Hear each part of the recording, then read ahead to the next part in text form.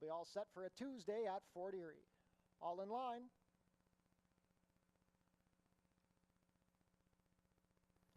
And they're off.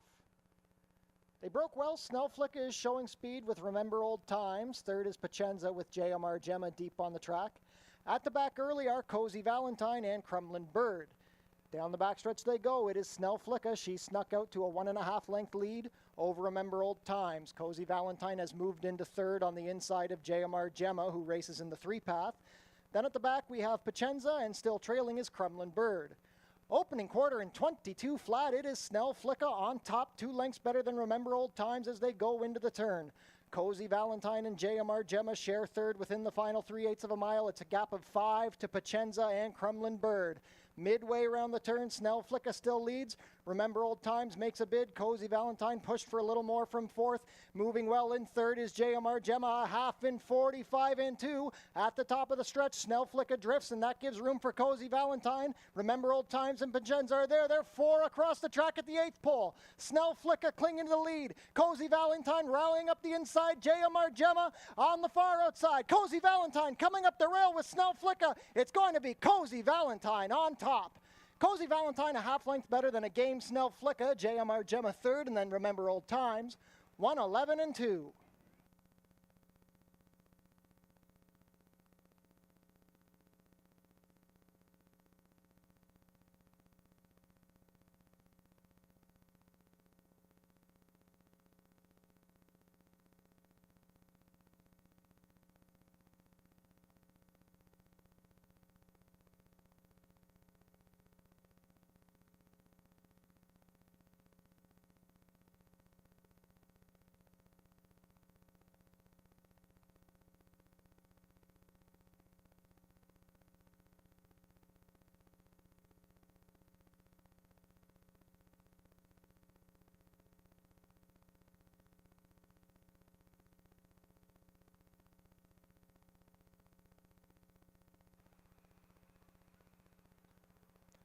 All in line.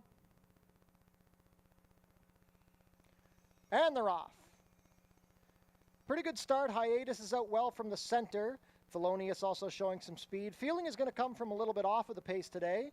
He's racing a length better than Loquacious. The early trailer is going to be AI Initiative. Rushing up the rail, Thelonious is trying to put pressure on Hiatus, but he's not quick enough. Hiatus clears to a 1.5 length lead. Feeling is racing third, 3 lengths off of the leaders. Then it's a gap of another 3 to Loquacious. Still trailing is AI Initiative. Opening quarter was raced in 23 and 3. It is Hiatus, bet down to even money favoritism, leading by 2 lengths as they turn into the backstretch. Thelonious is racing second, 3 lengths better than Feeling, who saves ground. 5 lengths back to Loquacious, and continuing to trail is AI Initiative. Less than 5/8 of a mile to go. Hiatus still has a 1-length lead. He raced the opening half in 46 and 4. Thelonious is still watching from second. 4 lengths back to Feeling in third, then Loquacious and AI Initiative. Final half mile to go, and it is Hiatus taking a little bit of pressure now from Thelonious. Feeling needs to get going. He's about to be joined by Loquacious and AI Initiative still at the back. They've still got about 6 lengths to make up on the dueling leaders, Hiatus and Thelonious. Loquacious is now into third. Feeling has stalled. AI Initiative moving into the race a little bit. 3/4 in 1:11 and 4. Hiatus still dealing with a persistent Thelonious as they swing for home. It's Hiatus and Thelonious head and head at the head of the lane. Loquacious tries to rally with AI Initiative. Just over 1/8 of a mile to go. Thelonious not giving in. Hiatus is trying to fight back. Up the rail, here comes AI Initiative with plenty of momentum. Thelonious has a short lead over Hiatus. Rallying is AI Initiative. AI Initiative, they parted the Red Seas up the rail, and AI Initiative was much the best. 1.5. Hiatus was second over Thelonious, then Loquacious, 146 and 1.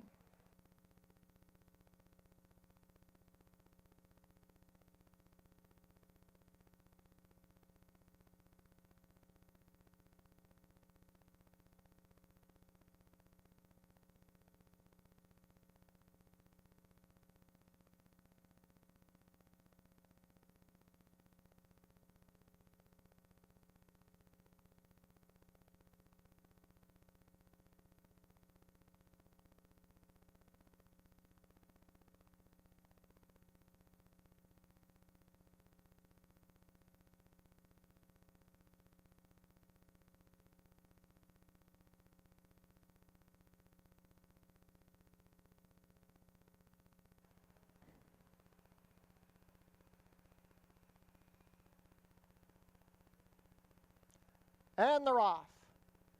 Very good break. Is There a Forest is showing speed from the center with Roadmap along the inside. From the outside, Let's Run 2 is now putting the heat on with Rain by Rain also forwardly placed.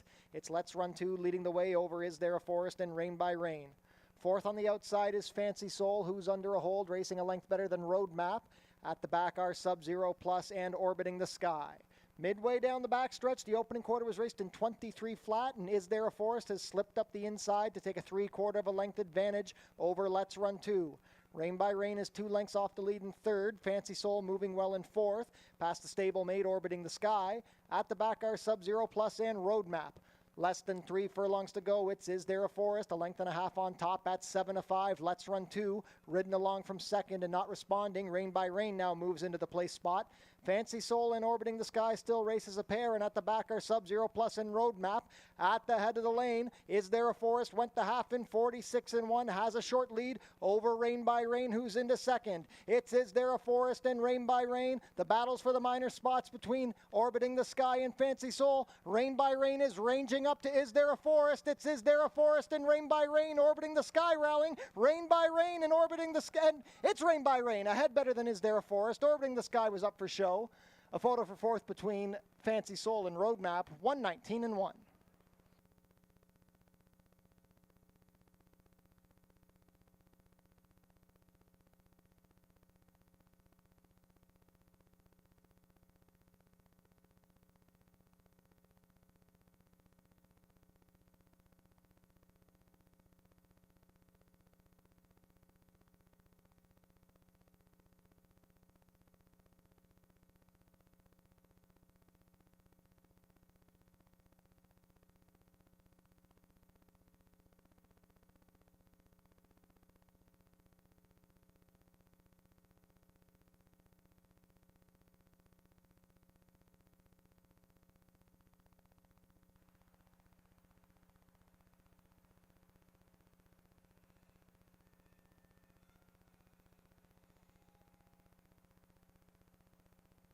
And they're off. A good break. Kubert is showing speed with Jamaican Jimmy along the rail, and from the far outside, One Punch Charlie is also showing up. It's a clustered pace. Radcliffe is also forwardly placed. Letting Loose is now taken back to last as they race down the backstretch.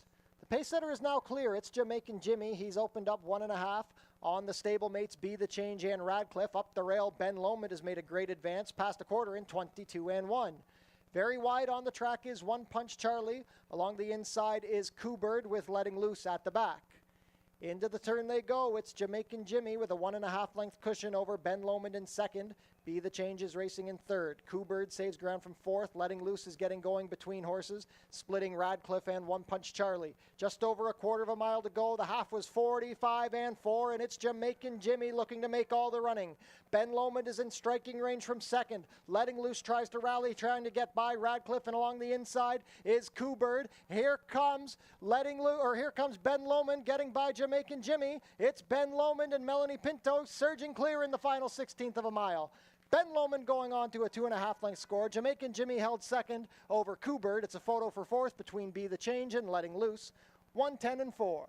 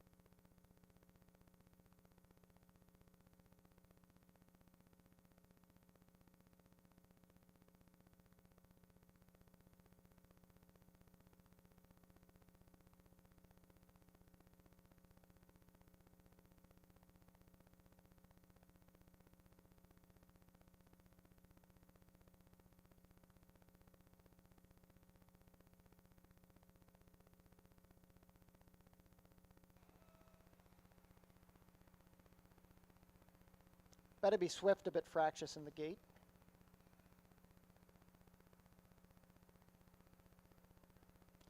And they're off. Better Be Swift reared badly, missed the start by many lengths. She's about 15 lengths out of it already. Going out to make the early pace, that's Easy Access, being pressed by Jungle Goddess. These two have opened up 2 on the pair of Shanghai Kimmy and Shelly the Rocket. Fun Cool gaining ground in the 3-path. Then we have Luema, and it's well back to Better Be Swift. Into the turn they go with just over 3 furlongs to race. It's Easy Access, who went the opening quarter in 23-1, being hounded all the way by Jungle Goddess. These two have opened up 4 lengths on Shelly the Rocket, Shanghai Kimmy, and Fun Cool is wide with Luema at the back, well back to Better Be Swift. At the head of the lane, Jungle Goddess and Easy Access still dueling. Shelly the Rocket well spotted, gaining ground on the leaders, looking for room. That's Shanghai Kimmy. 1/8 of a mile to go. It's still a short lead for Jungle Goddess, but here's Shelly the Rocket. Shelly the Rocket assumes control. Shanghai Kimmy is rallying with Luema. Coming down to the wire, it's Shelly the Rocket. Luema is flying. Shelly the Rocket, Luema, photo finish.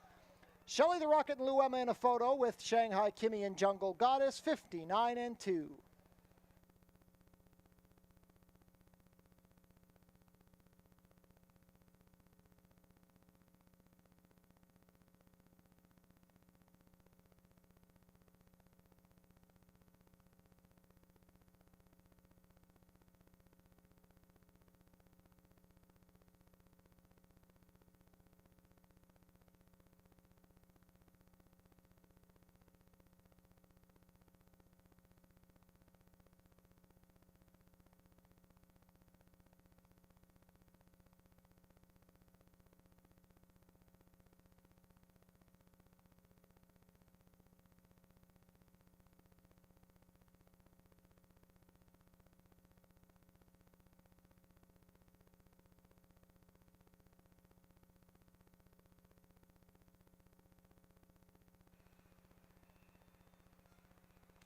Erie Island Man steps up and we are all set. And they're off. A good break, Erie Island Man showing speed. Here comes Soup Spoon from the center, emerging with Silent Warning. Third on the inside is Kodiak Mamba. Then we have Unbridled Inferno and Quiet Rebel. The Grays race as a pair. The early trailer is Dynamic Mission. Into the turn they go. It is Soup Spoon dueling with Silent Warning, who races on the rail. They've opened up 3 lengths on Kodiak Mamba. Fourth is Erie Island Man, racing 2 lengths better than Quiet Rebel and Unbridled Inferno. And now angling to the far outside is Dynamic Mission. The quarter was raced in 23-2. Soup Spoon just a nose in front of Silent Warning. They're still 5 lengths clear of Kodiak Mamba. Erie Island Man racing with Quiet Rebel. On the inside is Unbridled Inferno, and Dynamic Mission continues to trail. Down the backstretch and into the turn they go. Soup Spoon, bet down to 3-5, has a neck advantage over Silent Warning. Kodiak Mamba getting a little closer in third with Quiet Rebel fourth, moving well. On the inside in fifth is Unbridled Inferno. Then we have Erie Island Man and Dynamic Mission.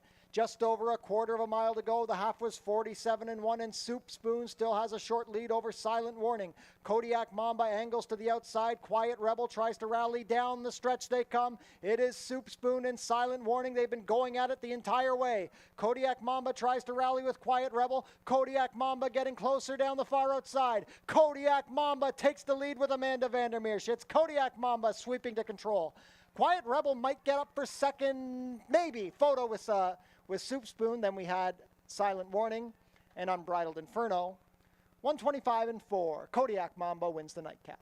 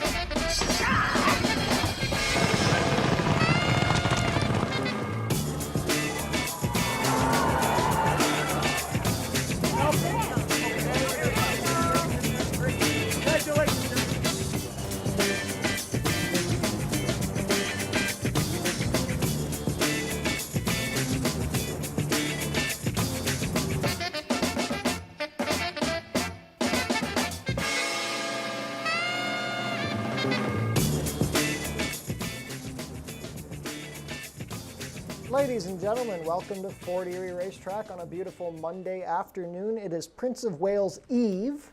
We have an 8-race card coming your way before Prince of Wales Day tomorrow.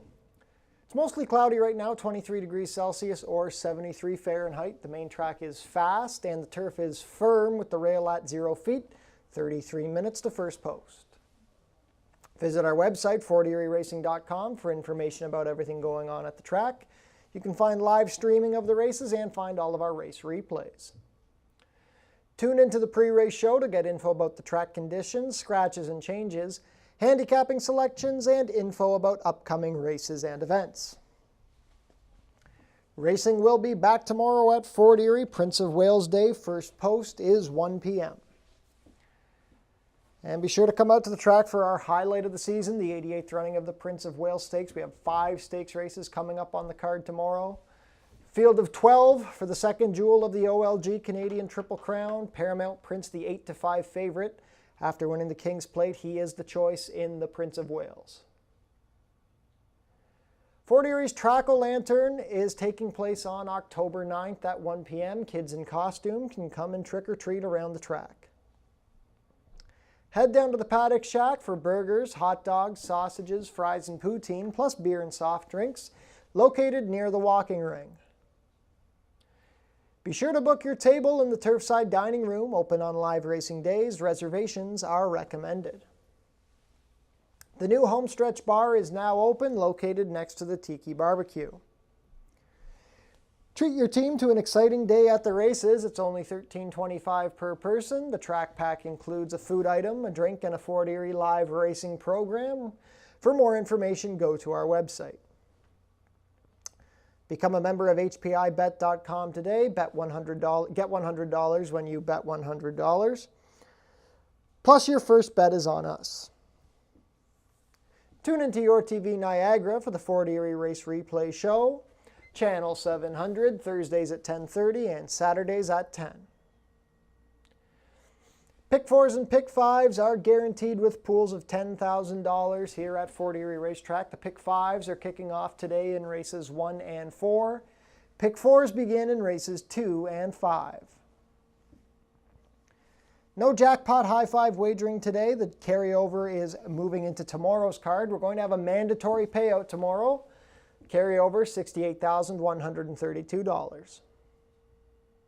Smoking is allowed in designated areas only at Fort Erie Racetrack. No food or beverage are allowed in these areas, and no cannabis is permitted on the property. Coming up next are today's changes. In race 1, we have an overweight on the number 3, Soup Spoon, 1 pound over at 121.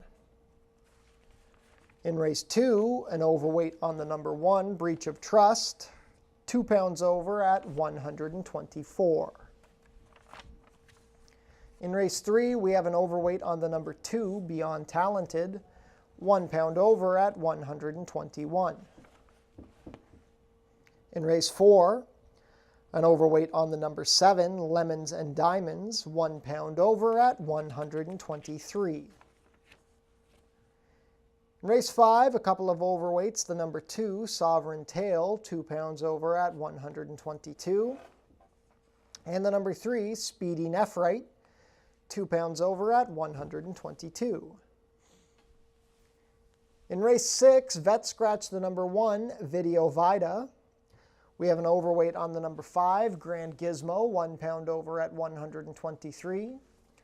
And the number 6, Renegade Serenade, 4 pounds over at 124. In race 7, an overweight on the number 2, 2-year contract, 2 pounds over at 124. Overweight on the number 5, Timmins, 1 pound over at 123. Stewart scratched the main track only, number 8, Big Brown Brewski.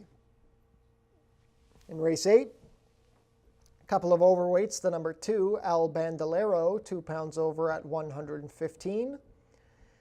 And the number 3, My Song Baby, 2 pounds over at 122. So we're excited to kick off Prince of Wales Week here at Fort Erie Racetrack. 8 races coming your way today, solid card, pick 4s and pick 5s guaranteed at $10,000. Let's take a look at today's selections. Race 1 is a claiming race for 3-year-olds and up, which have never won 2 races. We're going to go 5 1/2 furlongs for a price of $5,000 down to $4,750. Top pick is the Woodbine Invader, number 5, Have to Reload. Jose Campos into ride for trainer Phil Hall. Have to Reload has just not been in great form, racing primarily for $7,500 at Woodbine. If he handles the dirt as Reload's progeny often do, this BC bred should be tough to beat. I just don't think he's catching a very tough field here. The number 3, Soup Spoon, was in a speed duel on the turf last week and finished second behind a perfectly tripped out Kodiak Mamba. Before that, he was second best behind repeat winner Jamaican Jimmy over this distance and surface. So Soup Spoon looks logical for the hot Sharon Chicado barn. Leo Salas will ride this time. The number 1, No More. Wind shy type, he's just 1 for 19 in his life, but he does pick up checks very often. He was a head behind Soup Spoon on August 13th. No More will add Lasix this time around. Race 2 is a maiden claimer for 3-year-olds and up. We're going to go 1 mile and 70 yards for a price of $4,000 down to $3,750. I don't like picking this horse. I do it a lot, but I'm going to do it again. The number 1, Breach of Trust. It's been second best 3 times in a row. Last time out, could not catch the Lone Speed Broadway Ruckus. Before that was pressed on the lead and outfinished by a well-tripped I'm No Sleepy Joe. This just doesn't look like a very good group. Breach of Trust should get a good trip from the inside. We're going to see if he can finally get the maiden score. Number 5, Mighty Pele, comes down from Woodbine for trainer Darwin Banak. Rachel Slavinsky will ride. Mighty Pele has raced with bar shoes in his last couple of starts at Woodbine. He has not entered with them on. Let's keep our ears open for any late changes when he comes to the paddock. See if the bar shoes will remain on. Mighty Pele came down and ran on the dirt last fall here at Fort Erie. It was a muddy track going 5 furlongs. It's probably not his forte. His last race at Woodbine, he was second best at 1 mile and 16th behind the class-plunging Glenholm. Mighty Pele, a bit of a wild card. Number 4, Let's Say This. He's picked up 5 checks in his 9-start career. Disappointed at the maiden special weight level 2 weeks ago. 2 starts ago was third at this distance for $8,000. Let's Say This. He's a contender in this 5-horse field. Race 3 is a maiden allowance race for 3-year-olds and up. We're going to go 5 1/2 furlongs. It's a field of 5. Going to look to the outside, number 5, Bust a Groove. Going for Roy Augustino and Alexis Sanchez. Bust a Groove raced at this level on August 7th. Made a bid for the lead on the turn, dueled in the stretch, and was outkicked by a well-tripped I Live by Faith. This doesn't look like the toughest maiden special weight group we've seen here at Fort Erie. Bust a Groove could break the maiden here. Logical one is the number 2, Beyond Talented, who was 4th 2 weeks ago behind Video Vida. Video Vida was a runoff winner. Beyond Talented was drifting out in the stretch. It's only beaten about 2 lengths for the second place spot, 2.5 actually. So Beyond Talented, if she stays straight, catches an easier group. Looks logical in his second start off the claim for Josh Robillard and Radcliffe Racing Stable. Number 4, Reload Bullet, the stablemate to Bust a Groove. Reload Bullet was a very game third on the turf last week on September 4th. He looked like he was going to be empty turning for home and came back on again to be third by just a half length. It was a very good run. Raced well on the dirt a couple of times, had a 4th place finish at this level on August 7th. Reload Bullet Could be live under rider Kirk Johnson. Race 4 is a maiden claimer for fillies and mares 3-year-olds and up. Going to go 1 mile over the turf course for a price of $4,000 down to $3,750. The Augustino barn comes back with another live one, the number 2, Ms. Gemma. Ms. Gemma raced for this price on August 28th and was second best behind the Woodbine Invading Favorite Channel. There's no Woodbine Invaders this time, other than Rejoicing for Cats. Rejoicing for Cats, stabled here at Fort Erie, went to Woodbine to race. Ms. Gemma, she's overdue for the maiden win. She's been racing well since being claimed for this price back in July. Looks like today could be the day. The number 1, Lady of the Fort, she likes the turf course here. She's been racing well. Other than her August 13th effort, where she was a pretty flat 6th, she's maintained pretty good form throughout the season. Draws a good post. Jeffrey Alderson will ride for the second time for trainer Stephen Cathcart. Then the number 6, Rejoicing for Cats, shipped up to Woodbine to debut on September 1st. Didn't show much, made an early move down the backside and flattened out. Plunges in for $4,000. We're going to see if she can wake up in her second attempt. Shane Ellis will ride for trainer Marilyn Johnston.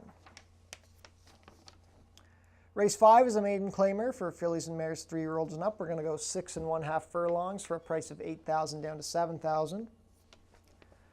Got a Woodbine Invader here, the number 6, Kimono Kate, shipped down into the Kevin Buttigieg barn. Amanda Vandermeersch will ride this one. Kimono Kate had a pretty good second place finish at Woodbine on June 16th behind the well-placed Speed Chess. Has not lived up to that effort in a couple of starts for the $15,000 level. We're going to see if the dirt wakes up Kimono Kate here. She's good enough to win this race, just a matter of how she handles the surface. The number 1, Sloan Sky. This is one who could be improving as she gains experience. Made her Fort Erie debut on August 28th, finished 4th behind Spirit Bell. That was a wickedly speed-biased track. Spirit Bell got to the lead and never looked back. And Sloan Sky was only beaten 2 lengths for the second place spot. She drops in for $8,000. Makes just her 3rd lifetime start here. I would definitely consider a wager if she's anywhere close to the 10-1 morning line quote. Then the number 5, Jimmy is a Breeze, drops in for a tag for the first time this year. Jimmy is a Breeze has had better results around 2 turns so far this season. She was flat in the same race that Spirit Bell won on August 28th, finished a neck behind Sloan Sky. Jimmy is a Breeze figures to be well bet for the dangerous combo of John Sims and Jeffrey Alderson. Race 6 is an allowance race for 3-year-olds and up, which have never won 2. We are going to go 1 mile and 70 yards. Big scratch of the number 1, Video Vida. There's plenty of speed in this race, so I'm going to take a look at a closer, the number 6, Renegade Serenade, who will try the dirt for the first time. Renegade Serenade was 4th behind Nicolau and Wilberforce, who came back to be 1-2 in the Puss in Boots Cup. So Renegade Serenade, he should have pace to run into. If he likes the dirt, he could set up well. This is definitely an easier group than Nicolau and Wilberforce. Number 5, Grand Gizmo. He was second best behind Nicolau on August 1st. Was rank on the lead and could not hold off Nicolau. Then cut back to a sprint on the 22nd, went to the lead, could not hold off Action Point and Raging Bear. Looks very logical with this group. Then the number 2, Ernie's Martini. A pretty comfortable maiden winner in his Fort Erie debut on July 25th, but could not repeat in his first try against non-2s on August 8th. He was a little flat that day. He's had just over a month to freshen up. The mile and 70-yard distance is a bit of a question mark. He did not show too much in his route tries at Woodbine, obviously against better company. Race 7 is a claiming race for 3-year-olds and up, which have never won 3. We're going to go about 7 furlongs over the turf course, claiming price of $5,000 down to $4,750. And I'm going to give another look to the combo of Lou Cappy and Sunny Singh with the number 2, 2-year contract. 2-year contract ran a good second over this turf course on August 13th behind Synchromesh. That was at the 62.50 level. He drops in for $5,000, draws a good post here. 2-year contract should be able to follow the speed and finish strongly. The number 4, Naval Officer, is an interesting contender, trying the turf for the first time. Not super well bred for the turf, Naval Officer. But he's going to be a speed threat here. He stretches out to 2 turns for the first time and should be loose on the lead. Might be able to set a more relaxed tempo than the 22:44 and change he had to set on August 28th. Then the number 7, Unilateral. Unilateral's a wind-shy type, 2 for 30 in his career. Grinds along, doesn't have much of a burst. If he had a better post, I might like him a little more. I'm worried he might get a wide trip, but Unilateral, good enough to pick up a check on the drop-in for $5,000. Last race of the day, race 8 is a maiden claimer for 3-year-olds and up. We're going to go 5 1/2 furlongs for a price of $4,000 down to $3,750.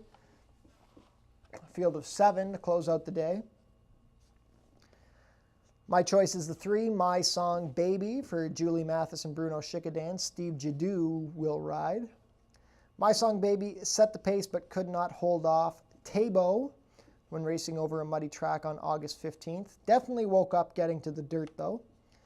Not a ton of speed in this race. My Song Baby, a threat to lead them all the way. Number 7, Fajardo. Not been showing much at Woodbine at the $15,000 and $10,000 levels. Now plunges in. He's offered for the $3,750. They're taking the 2 pounds off of his back. Rachel Slavinsky will ride for trainer Darwin Banak. Then the number 6, JMR Turek, another one, been racing at Woodbine. Ran okay first time out when he was 4th, then regressed in his second attempt on July 21st. He was a vet scratch at Woodbine on August 6th. Now returns to the races, another one who could wake up with the class relief. Let's look at our 8 race card today. $10,000 guaranteed pick 4s and 5s offered on the card. 18 minutes to post. Best of luck with all of your wagers.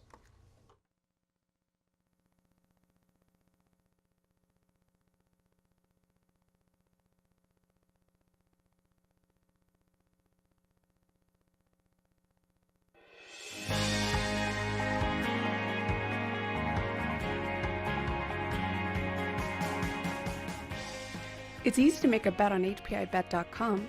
Follow these simple steps and you'll be betting in no time.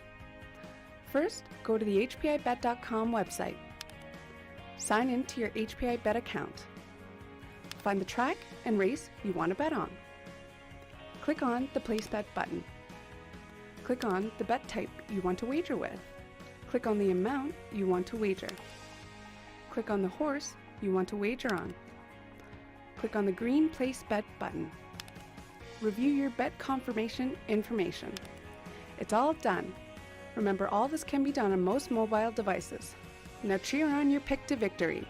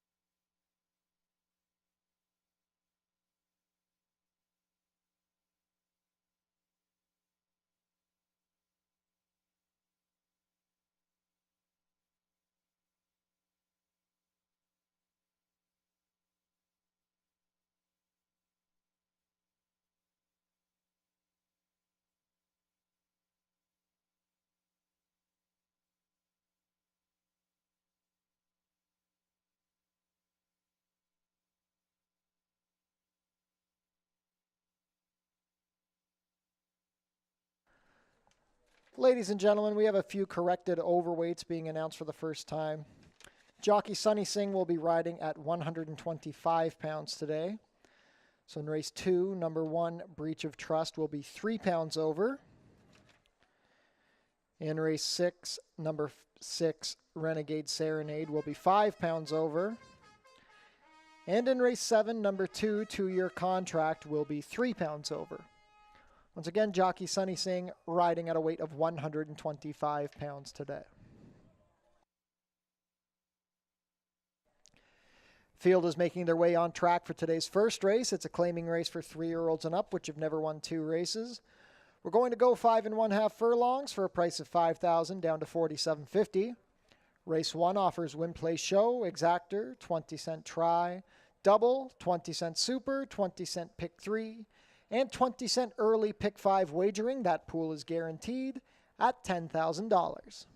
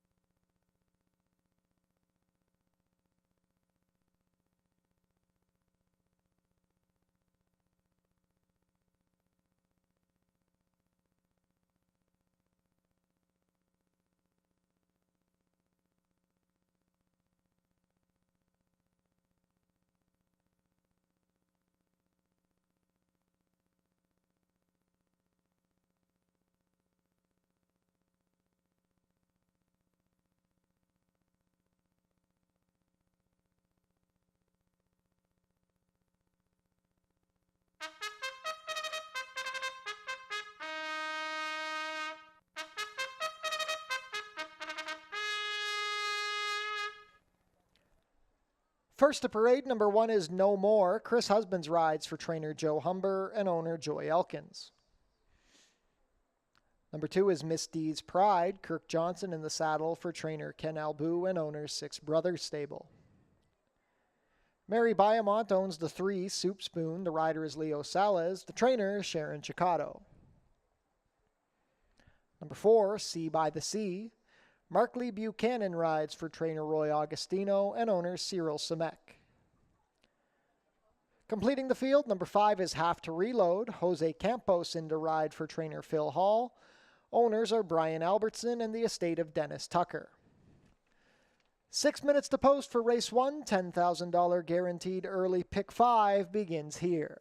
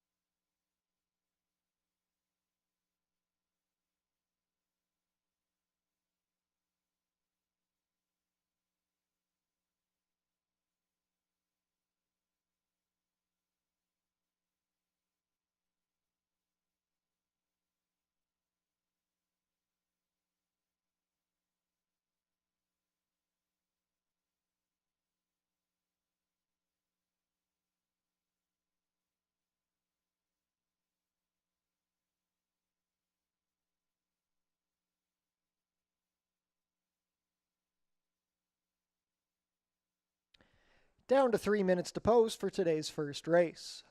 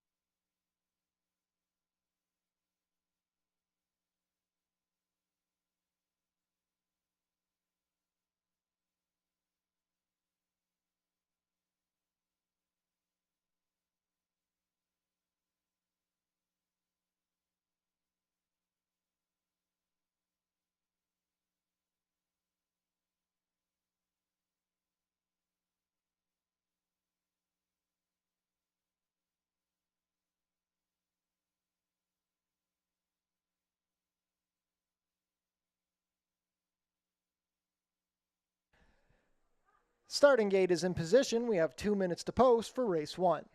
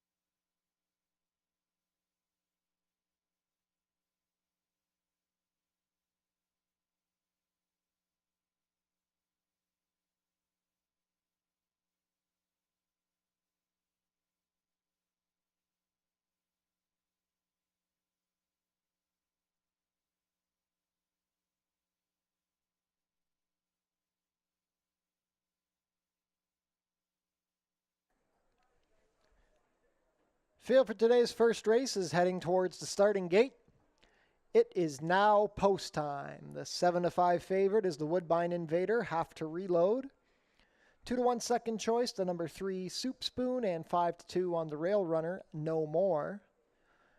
Field of 5 going to kick off the card here at Fort Erie today.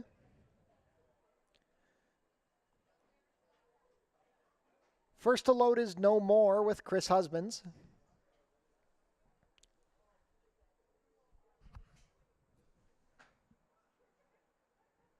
Miss D's Pride and Kirk Johnson to gate 2. Soup Spoon with Leo Salas.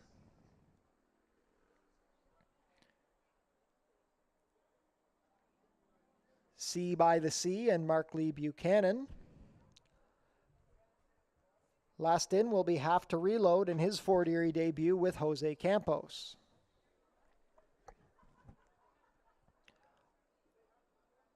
Have to Reload backs away. Goes up and we're all in line. And they're off. Perfect break. Sea by the Sea broke on top. Misty's Pride being ridden, and emerging between them is Soup Spoon. Along the rail, No More is going for position. In the back early is going to be Have to Reload. It is Soup Spoon emerging on top. He's racing a length better than Miss D's Pride. No More is third along the rail. Sea by the Sea back to fourth after that sharp beginning. And now advancing on the far outside is Have to Reload. Into the turn they go. The opening quarter was raced in 22-1, and it is Soup Spoon bet down to 4-5 on a 3-length lead. Misty's Pride is second. He's being swarmed on both sides. No More along the rail and Have to Reload 3 wide. Sea by the Sea is the new trailer, 8 lengths off the leader. Quarter of a mile to go. It is Soup Spoon cruising into the stretch. Have to Reload gaining ground in the 3-path. No More along the rail and Misty's Pride between them. It's Soup Spoon still leading by 3 lengths. Have to Reload in second. He's clearly second best, not gaining any ground on Soup Spoon, who's up to 4 lengths at the 16th pole. It is Soup Spoon going on to an easy win. Have to Reload going to be second, and then No More. But it's Soup Spoon on top in 104-1.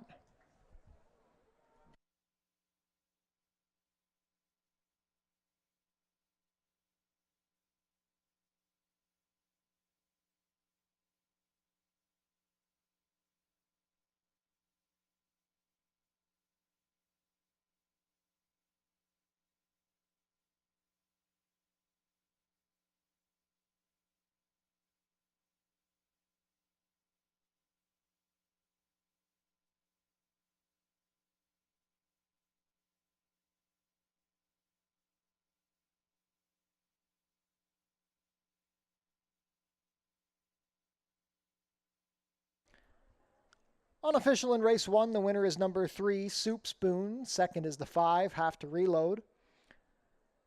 Third, number 1, No More. And fourth, number 4, Sea by the Sea.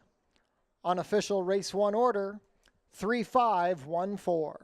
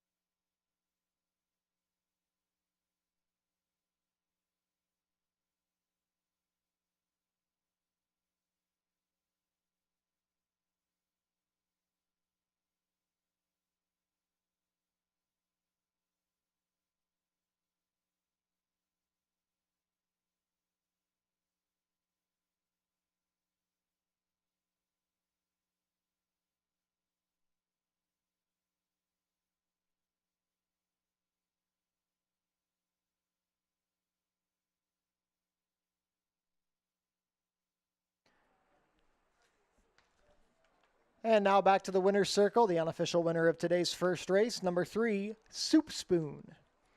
Soup Spoon is a 4-year-old chestnut gelding by Jimmy Creed out of Beauty for Ashes. Bred in Indiana by Southern Chase Farm, Karen Dodd and Greg Todd. Going gate to wire under Leo Sales. Soup Spoon is trained by Sharon Chicato for owner Mary Biamont. That's the first win of 2023 and the second lifetime win for Soup Spoon, completing the 5 1/2 furlongs comfortably in a time of 1:04 and 1.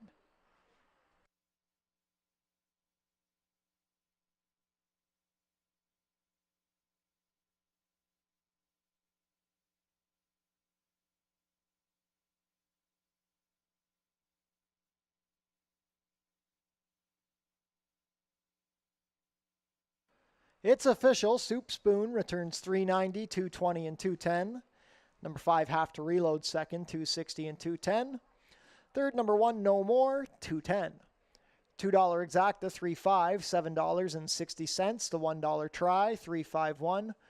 $4.70, $1 super, 3.514, $10.55.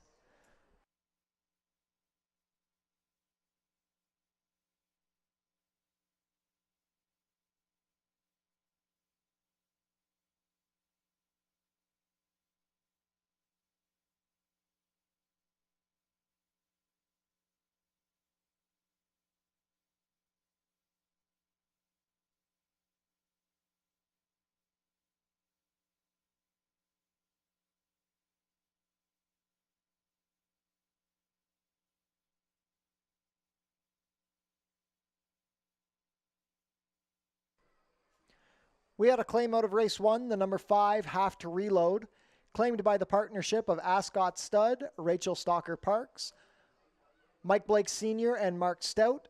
Moves to the barn of trainer Mike Blake. The 88th running of the Prince of Wales Stakes is coming your way tomorrow. First post will be 1 p.m. Changes for race 2. We have an overweight on the number 1, Breach of Trust, 3 pounds over at 125, 18 minutes to post.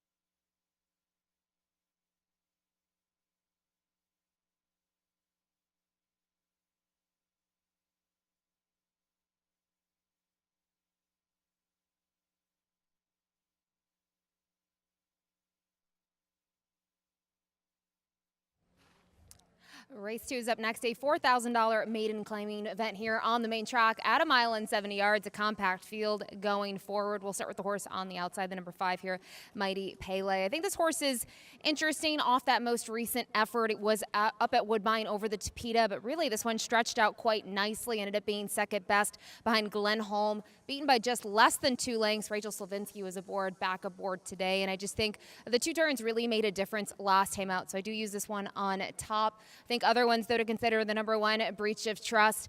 I feel bad for this horse. I mean, this horse always shows up. It just typically doesn't have enough to get the job done. We saw that last time out with second best behind Broadway Ruckus, and then 2 starts back. Surrendered late at this 1.70 miles distance. Ended up being beaten by a length and a quarter, and they've tried different things. They've had this one rate, and it just doesn't seem like it's been able to pan out yet, but does draw to the inside here. Obviously has that local dirt experience, and it's been quite strong, but we'll need to change things up somehow today. Maybe the class drop is enough, going in from $6,250 in for $4,000 today. And then finally, the number 2, Win the Draw, I think is probably the most intriguing horse on paper for a couple of reasons. When you go back historically here at Fort Erie, this horse has a pair of really nice efforts where this one finished 3rd, but last time out just didn't fire. It was the first start in the Richard Davis barn.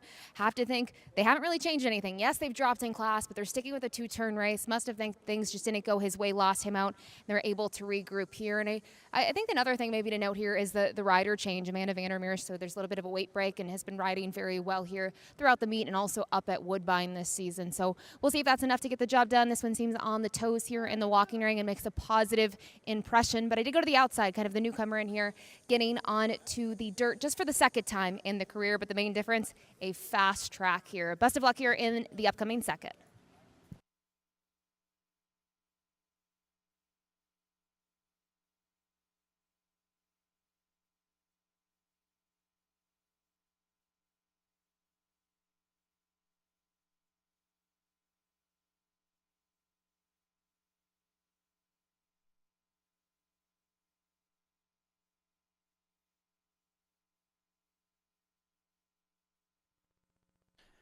Field is making their way on track for today's second race. It's a maiden claimer for 3-year-olds and up. Going to travel 1.70 miles for a claiming price of $4,000 down to $3,750.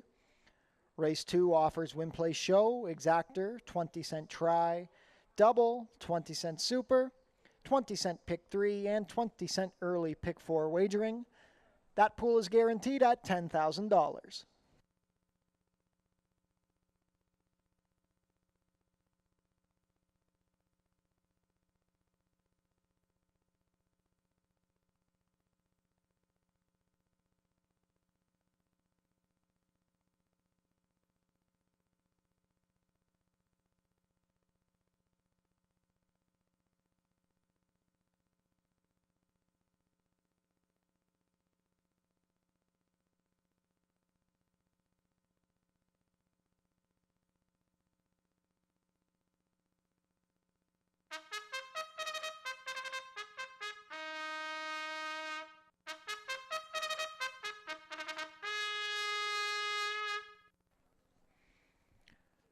Race 2 post parade number 1 is Breach of Trust. Sonny Singh rides for trainer Jimmy Goldenberg and owners Ken Lee, Dennis Mitchell, Don and Gay Bell.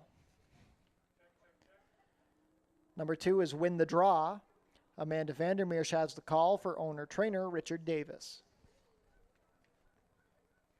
Number 3 is Amen to That. Lenny Seacharan in the saddle for trainer Joe Humber, who part owns with B. Hey-Ho.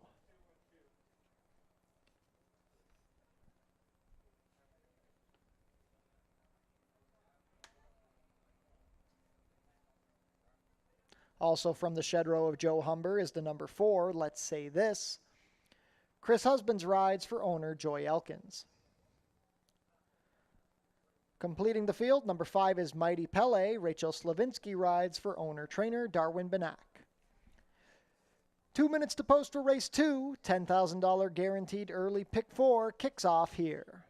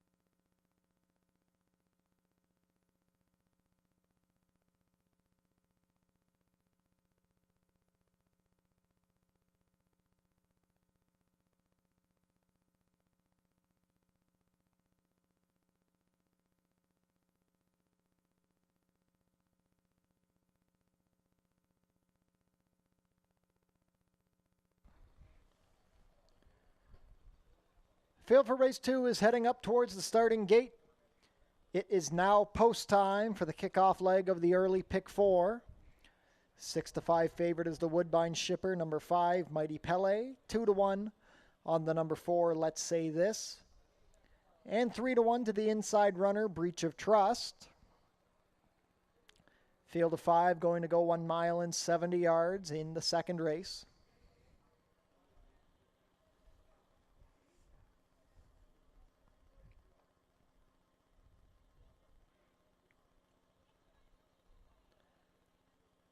First to come up will be Breach of Trust and Sunny Singh. Breach of Trust coming in off of 3 consecutive runner-up finishes. Win the Draw with Amanda Vandermeersch to gate 2. The Gray, Amen to That, and Lenny Sicharan. Stablemate Let's Say This and Chris Husbands to gate 4.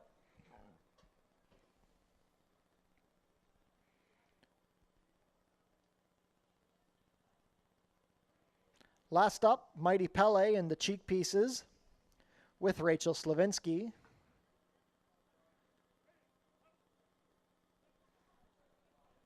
Still a few yards back from the starting gate.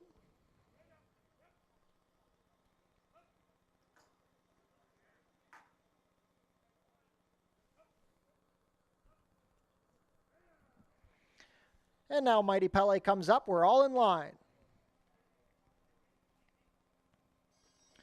And they're off. Amen to That out well. Win the Draw is showing speed, and from the rail, Breach of Trust is being hustled along. Mighty Pele and Let's Say This are both taking back as they race into the opening turn. Saving every inch of ground, it is Breach of Trust who makes the lead over Win to Draw. Amen to That is taken back into third, about 3 lengths off the leaders, with Let's Say This racing fourth. Mighty Pele, now the trailer, as they race towards the 6 furlong pole. It is Breach of Trust on top, past the quarter in 23 and 2. Win the Draw is racing close in second. Third along the inside now, Let's Say This, as Amen to That loses position. It is well back to Mighty Pele. He's got 8 lengths to make up on the leader. Breach of Trust continues to dictate the tempo. He's leading a length better than Win the Draw. Let's Say This well spotted in third. 3 lengths back to Amen to That, and then another 4 to Mighty Pele.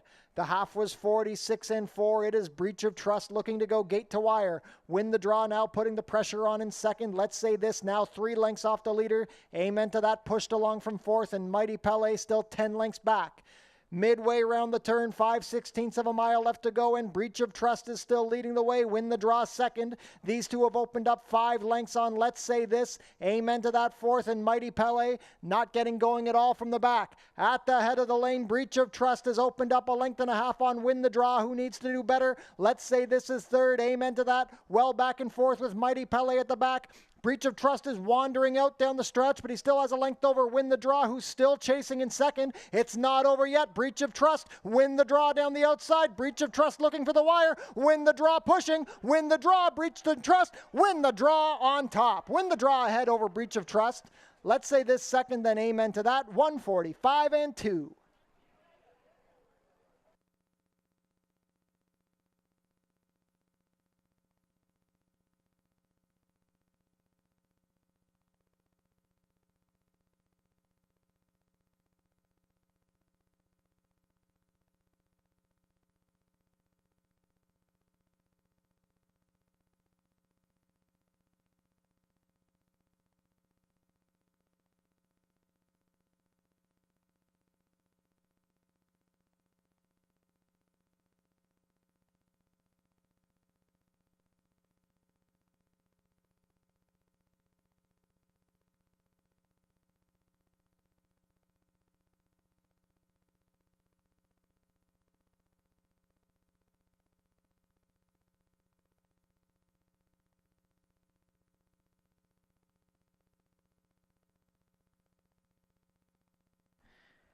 In the photo, it's number 2, Win the Draw, up over the number 1, Breach of Trust.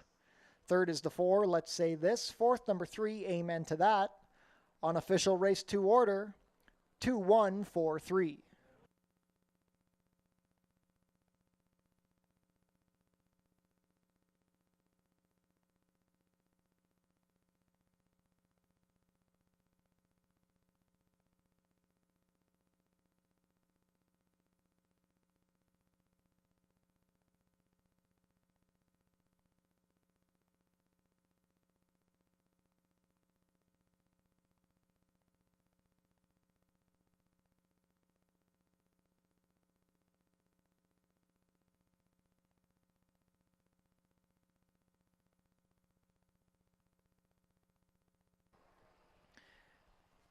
Now back to the winner's circle, the unofficial winner of today's second race, number 2, Win the Draw. Win the Draw is a 4-year-old bay gelding by Big Screen out of Tell No One, bred here in Ontario by Spring Farm. Ridden to victory today by Amanda Vandermeersch. Win the Draw is owned and trained by Richard Davis. Breaking the maiden in attempt number 16, digging in gamely down the stretch to complete the 1 mile and 1/16th in a time of 1 mile and 70 yards in a time of 1:45 and 2. Hold all tickets until race 2 is made official.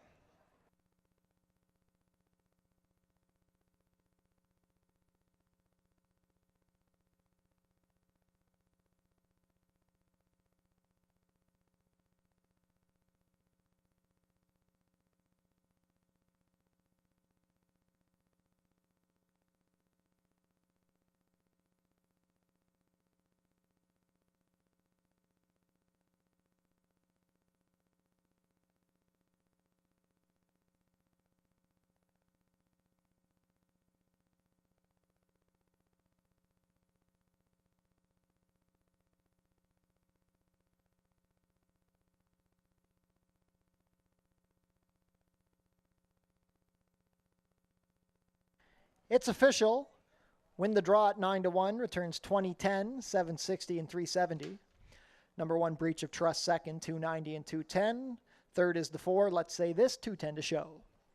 $2 exacta, 2-1, 52.40. The $1 try, 2-1-4, $62.70. $1 super, 2-1-4-3, $246.80. $2 double, 3-2, $34 even.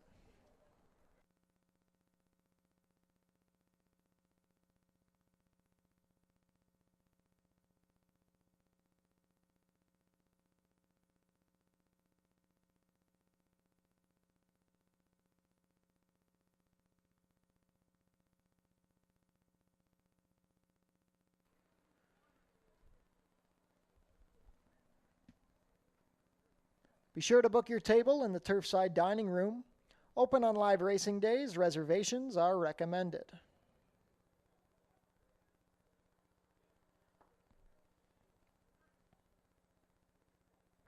Race 3 changes. We have an overweight on the number 2, Beyond Talented.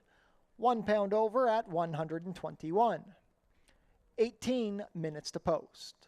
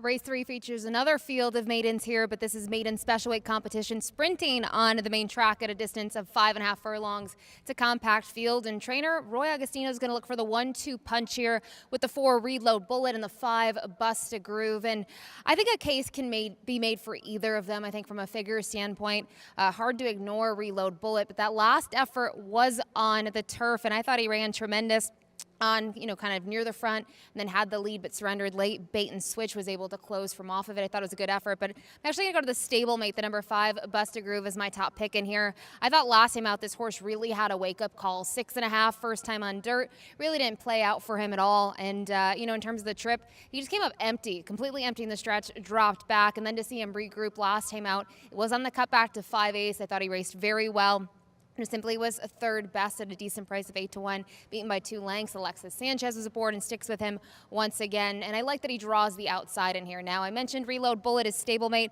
I think you have to like this one. He's raced pretty well here throughout the season. But for me, when you look at the dirt efforts, he's just, he's been 4th, beaten by 2. It's kind of a common trend. I thought he raced better on the turf, and I'm sure they wanted a turf spot. But I think the main case you can maybe make for him is last time out he tried not only the turf, but he stretched out to 7/8. And I do like horses that go from a 1-turn race to a 2-turn and then cut back. So he might have the edge there, might have a little bit more stamina in his system now. So I would expect him to go off favored in here. And then finally, rounding out my top 3, the number 2, Beyond Talented. This one trained by Josh Robillard. Was claimed for $8,000 2 starts back out of that turf sprint where he never really got going at all, and then last time out made a decent move but simply tired late. The winner though, Video Vita, was a winner by 5 1/4 lengths, so this one really didn't miss the minors for too much. Finished 4th, beaten by less than 8 lengths. I'm just wondering, can this one improve on the cutback in just the second start of the barn? I have a feeling we will see a better performance from the number 2, Beyond Talented, but go to the outside, the number 5, Bust a Groove, as my top selection here in the upcoming third. Good luck.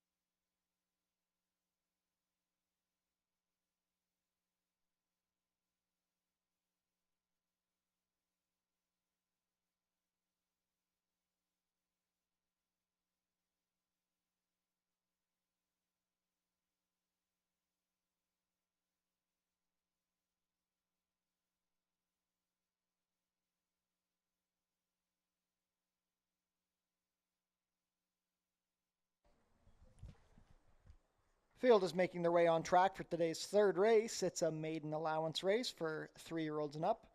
Going to travel 5 1/2 furlongs. Race 3 offers Win Play Show, Exactor, 20-cent try, double, 20-cent super, and 20-cent pick 3 wagering.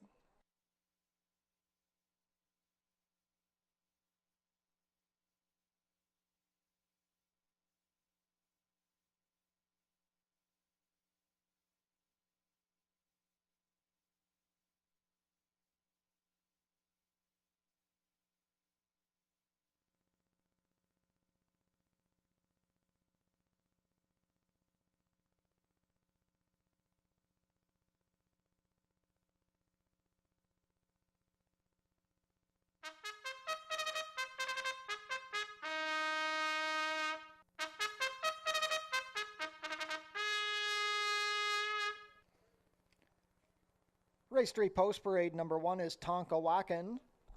Mark Lee Buchanan rides. Tom Steer trains and part owns with Richard Walpole.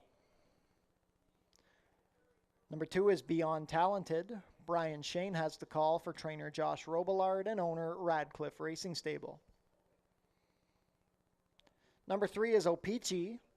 Chris Husband's in the saddle for trainer Sharon Chicotto, who owns in partnership with Diane Nellist. Number 4 is B11 Incorporated's Reload Bullet. Kirk Johnson rides for trainer Roy Augustino. Also from the shed row of Roy Augustino is the 5, Bust a Groove. Alexis Sanchez rides for owner Born to Run Racing Stable. 2 minutes to post for race 3.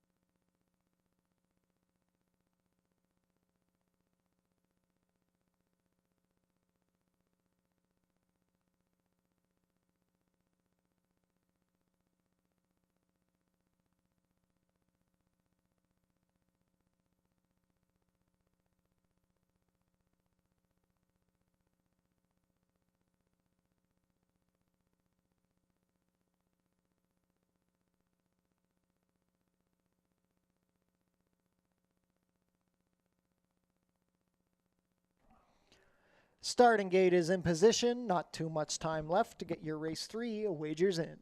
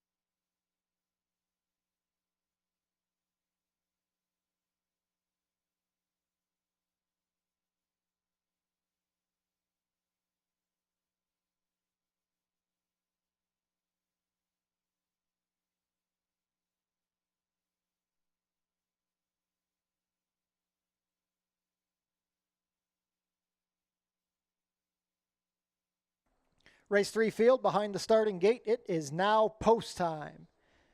8-5 favorite is the number 4 Reload Bullet. We have 3-1 co-second choices as we begin the loading process. First to go up will be first-time starter Tonka Wakan with Mark Lee Buchanan. Beyond Talented and Brian Shane to gate 2. Opeachy in his first start off the claim. Chris Husbands aboard.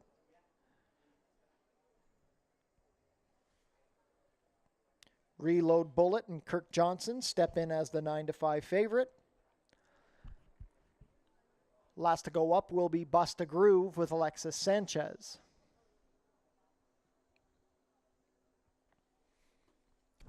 All in line.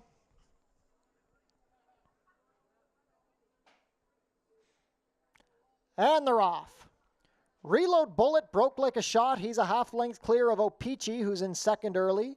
Beyond Talented is going to race from third with Bust a Groove to his outside. The early trailer is Tonka Wakan.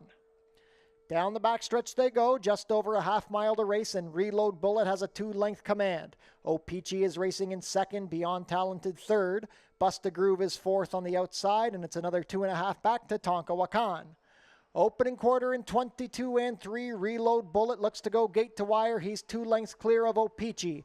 Bust a Groove is moving well in the 3 path with Beyond Talented third. They're a stack of 3, and then 5 lengths back to Tonka Wakan. With a quarter of a mile to go, it's still Reload Bullet on top. Bust a Groove into second. Beyond Talented moving well, angling to the outside. 45 and 3 for the half, and Reload Bullet is still in command. It's Reload Bullet with a 3-length break over Beyond Talented. Bust a Groove and Opeachy battle it out for the show spot, but it's Reload Bullet going to go gate to wire. Reload Bullet and Kirk Johnson geared down by 2 lengths. Beyond Talented second, then Opeachy 104 and 2.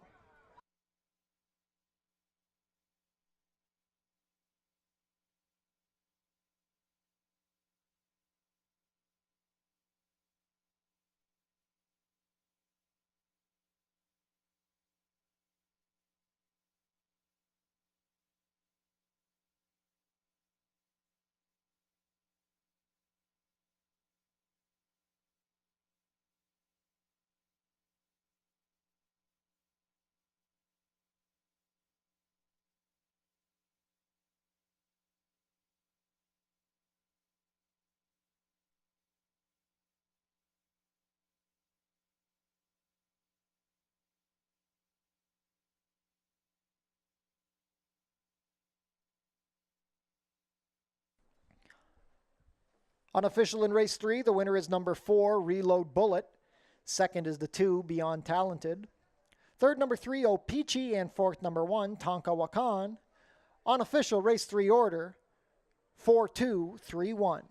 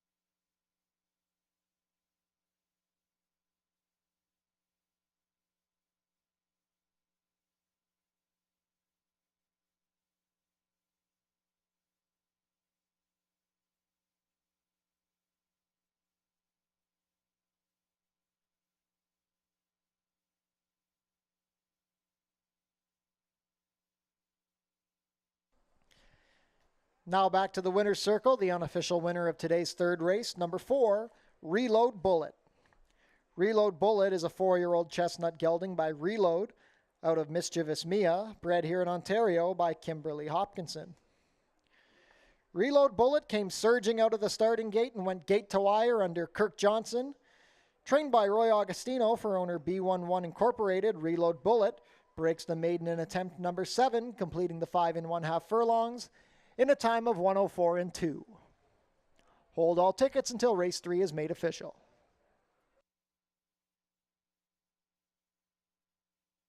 And it's official, prices are up. Reload Bullet, $5.90 to win, $3 and $2.20.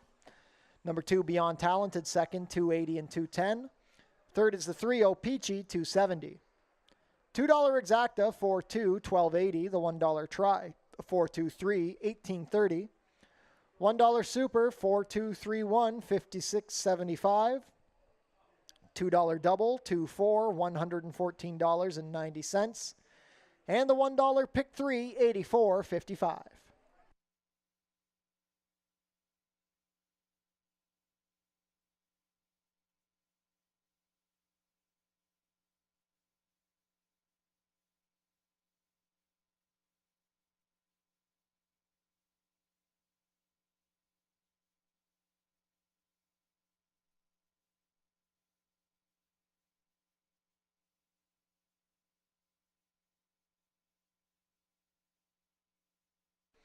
Fort Erie's Track-O-Lantern is coming up on October 9th at 1 p.m. Kids in costume can come and trick-or-treat around the track. Changes for race 4, we have an overweight on the number 7, Lemons and Diamonds. The rider will be 1 pound over at 123. 17 minutes to post.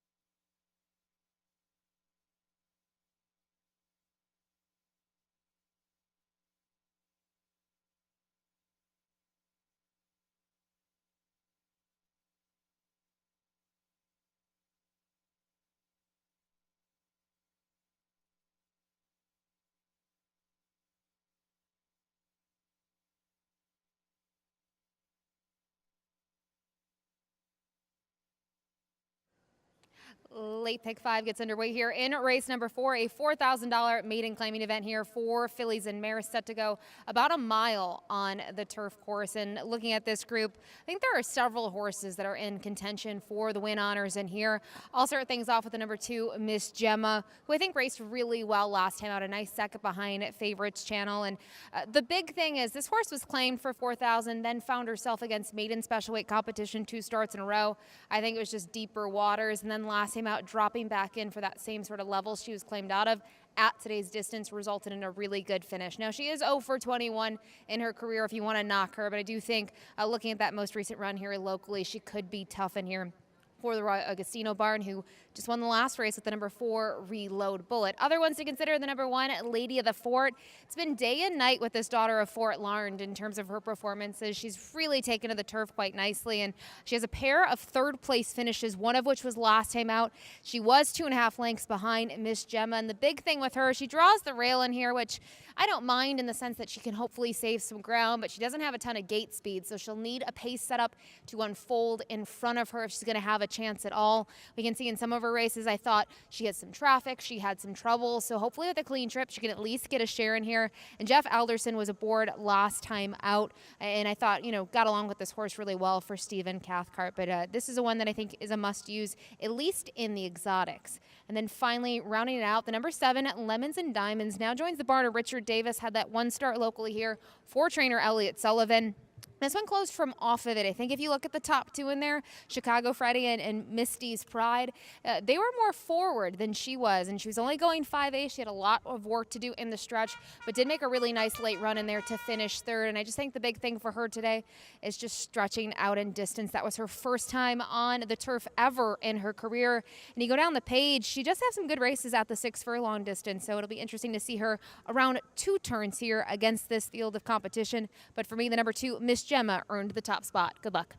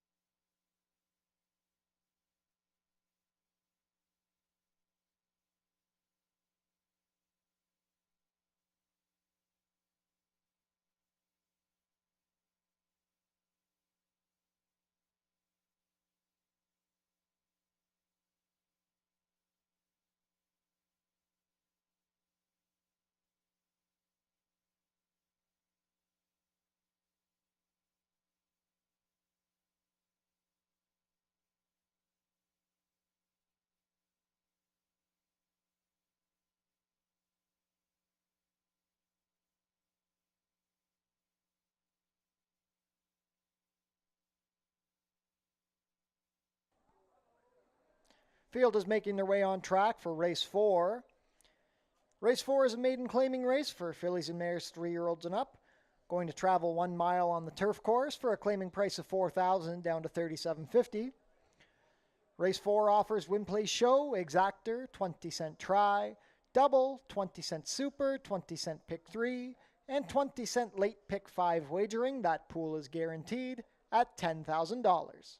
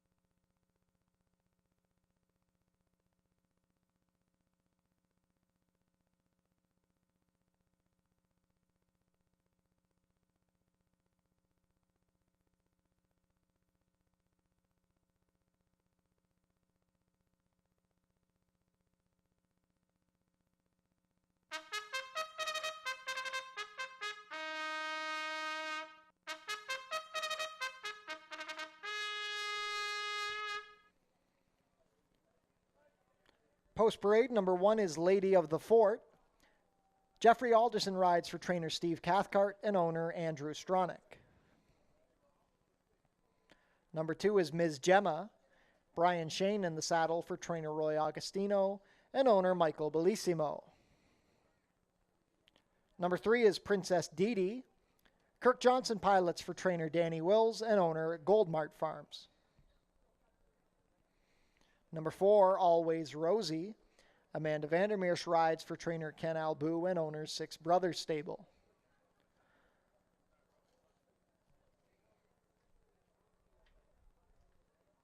Also for Ken Albu and Six Brothers Stable is the 5, Leah's Sunshine. The rider is Alexis Sanchez. Number 6, Rejoicing for Cats. Shane Ellis in the saddle for trainer Marilyn Johnston and owner Bruno Schickadans. Also going for Bruno Schickadans is the number 7, Lemons and Diamonds.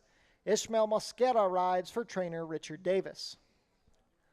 Late pick 5 wagering offered here in race 4. We're on the turf, coming up in a few minutes.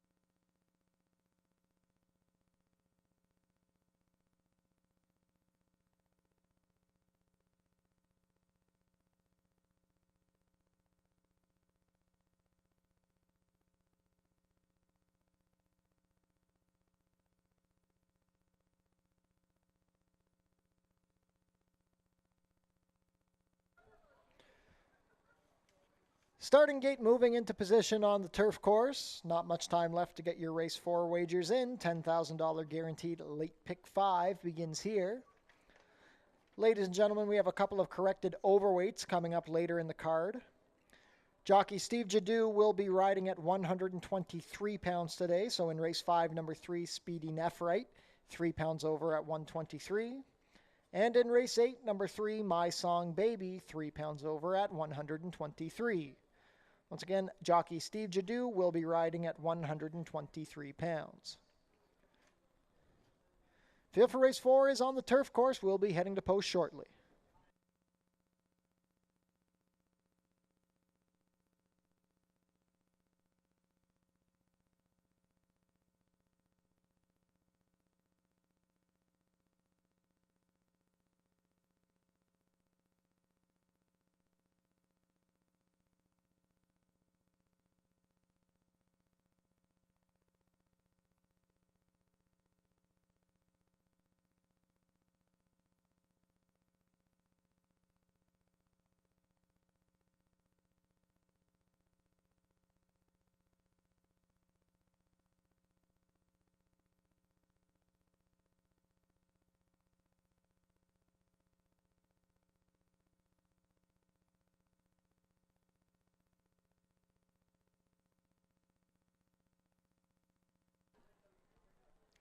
Field for race 4, heading up towards the starting gate. It is now post time.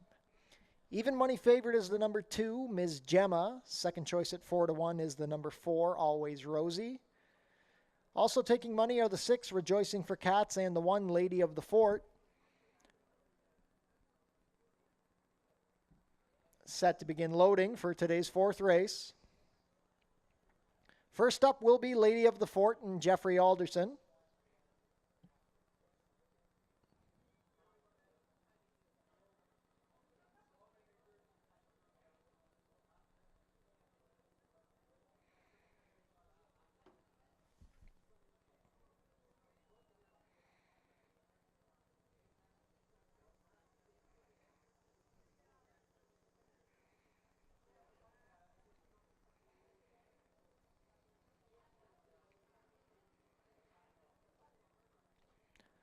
Lady of the Fort steps up.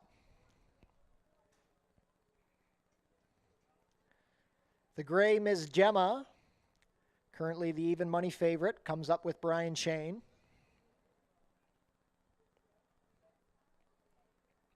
Princess Dee Dee and Kirk Johnson.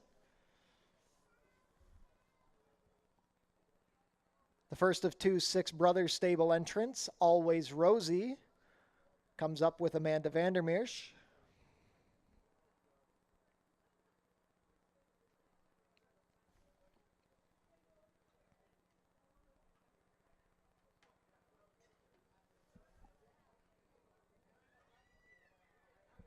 Always Rosie backs away.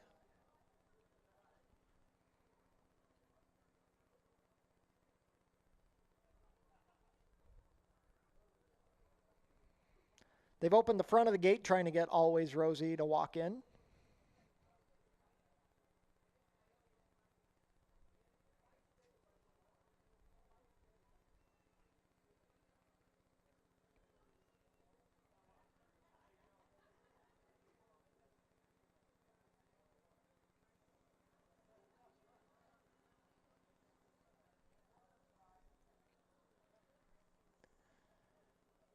Still waiting on Always Rosie, who's currently the 5-2 second choice in the wagering.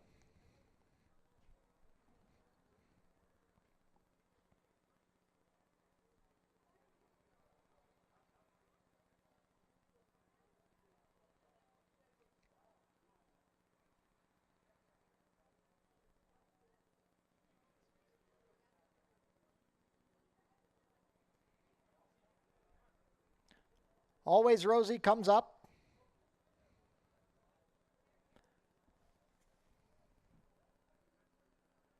Not quite.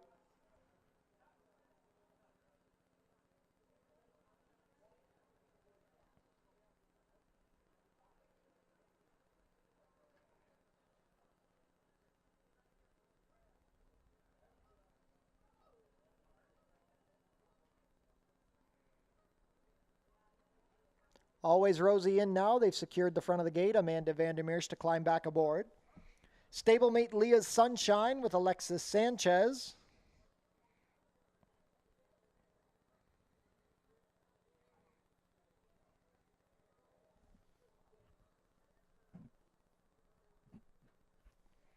The Bruno Schickedans pair will complete the line. Rejoicing for Cats and Shane Ellis. To the outside, Lemons and Diamonds with Ishmael Mascara. All in line.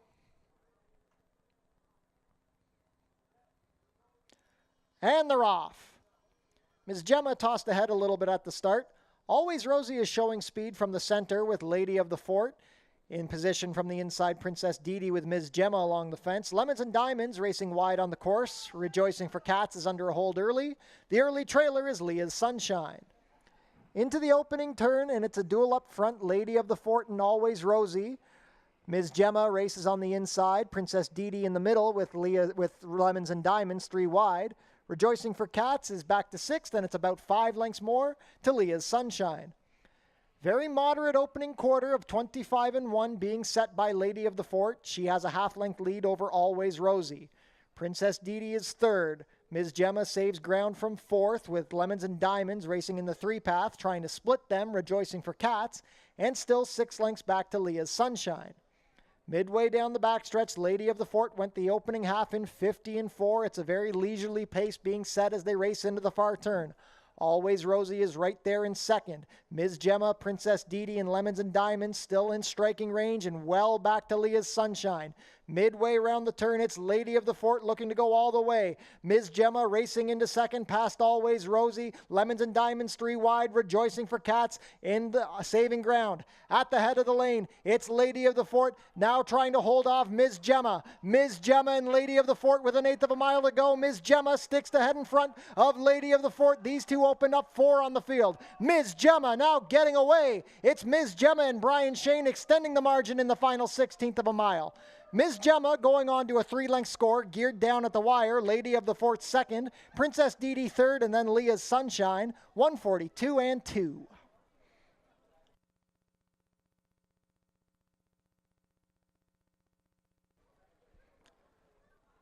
Unofficial in race 4, the winner is number 2, Ms. Gemma. 2nd is the 1, Lady of the Fort. 3rd, number 3, Princess Didi, and 4th, number 5, Leah's Sunshine.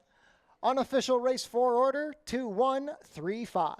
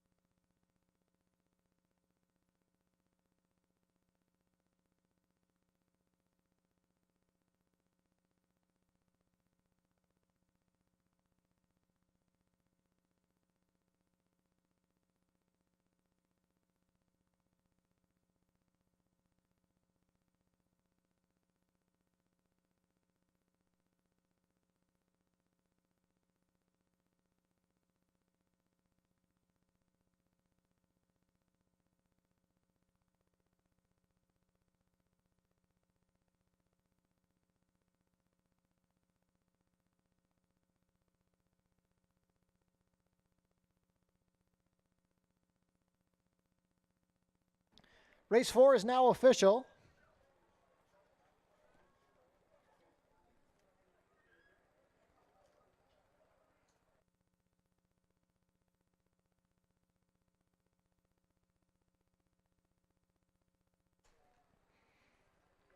Now back to the winner's circle, the official winner of today's 4th race, number 2, Ms. Gemma.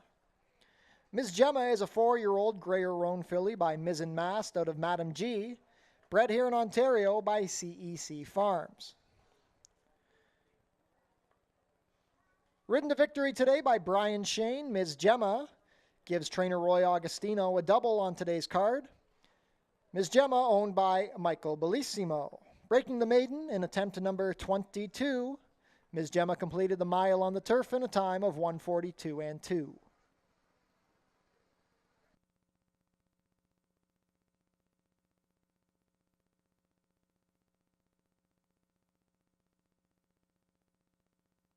Ms. Gemma delivers at 4-5, 360, 220, and 210. Number 1, Lady of the Fort, second, $3 and $2.30. Third is the 3, Princess Didi, $3.70 to show. $2 exacta, 2-1, $9.10. The $1 try, 2-1-3, $17.20. $1 super, 2-1-3-5, $113.30.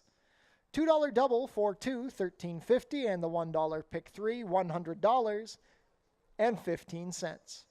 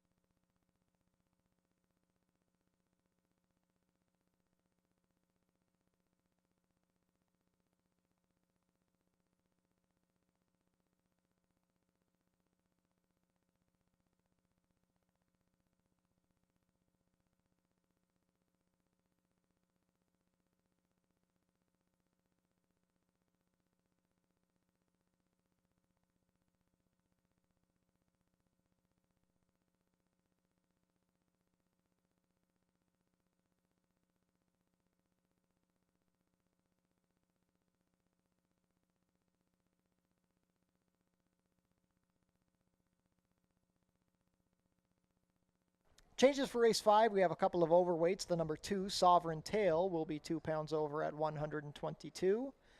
And the number 3, Speedy Nephrite, 3 pounds over at 123. 17 minutes to post.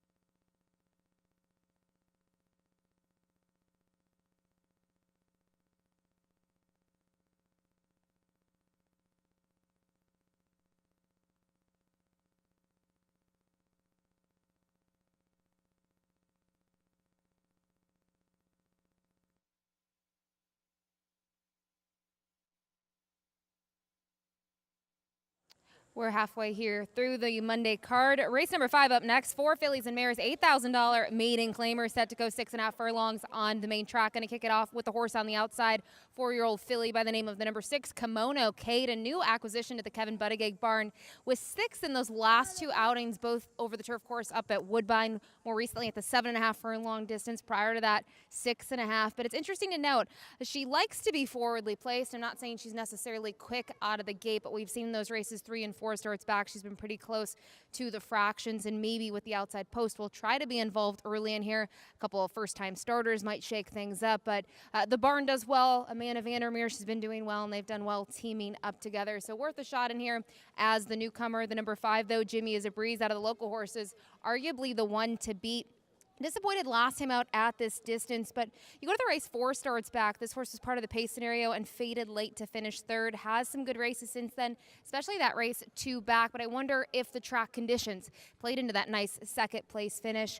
The John Sims barn continues to roll at the meet, striking it over 20%, 22% to be exact, and then rounding it out, the number 4, Tequila's Melody, has a couple of races under her belt. I think some of them have been good performances. I really liked that 2nd career start, but last time out faltered on the turf, returning to the dirt today. But for me, as I mentioned, the number 6, Kimono Kate, is my top pick. Good luck here. Horses are on the track.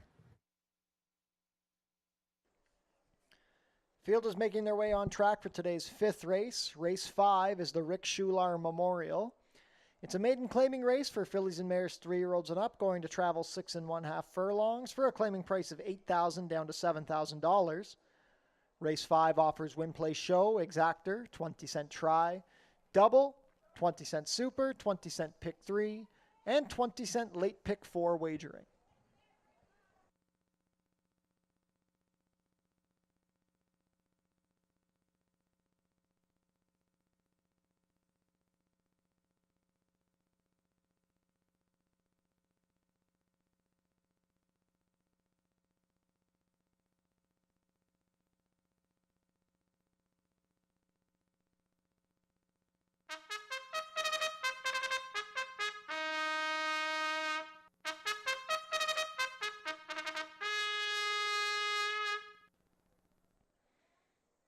Post parade, number 1 is Sloan Sky. Chris Husbands rides for trainer Josh Robillard and owner Radcliffe Racing Stable.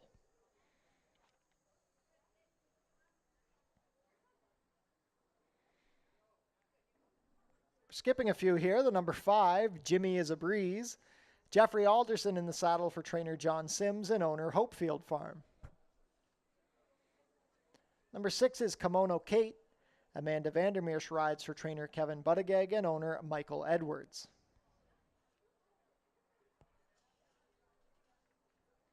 The number 4 is Tequila's Melody. Pierre Mailhot has the call for trainer Claudia Rabstein and owner David Tomlinson.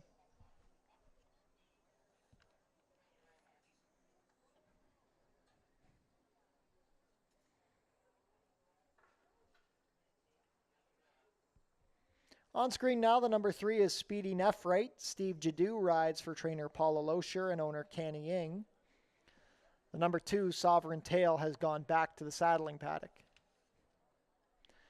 3 minutes to post for race 5. Late pick 4 wagering starts here.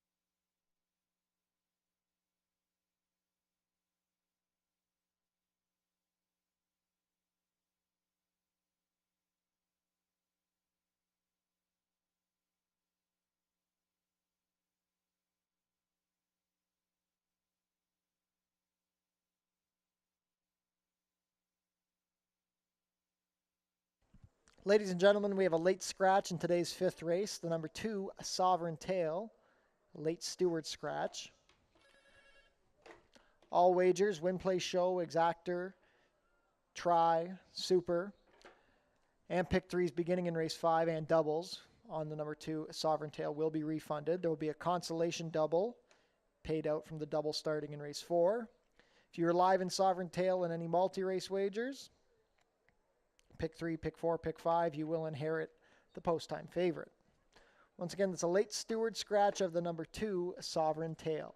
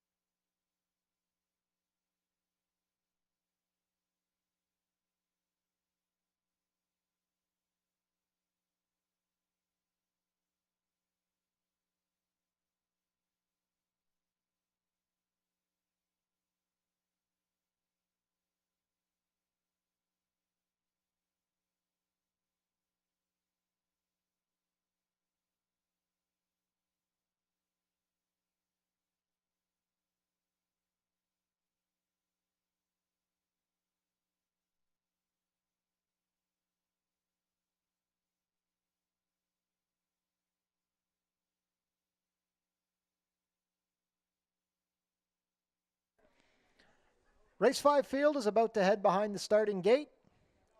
It is now post time. Late pick 4 wagering offered here. In race 5, the current favorite at 6-5 is the Woodbine Invader, Kimono Kate, number 6. 2-1 second choice is the number 5, Jimmy is a Breeze, 3-1 on the number 1, Sloan Sky. Race 5 is the Rick Schular Memorial. First to load is Sloan Sky with Chris Husbands. First time starter Speedy Nephrite with Steve Jadu. Tequila's Melody and Pierre Mailhot.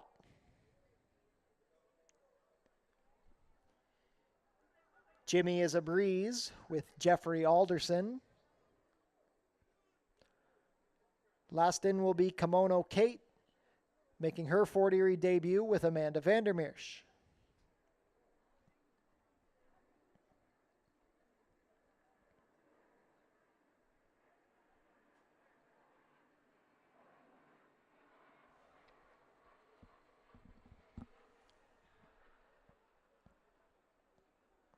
Kimono Kate steps in and we're all in line.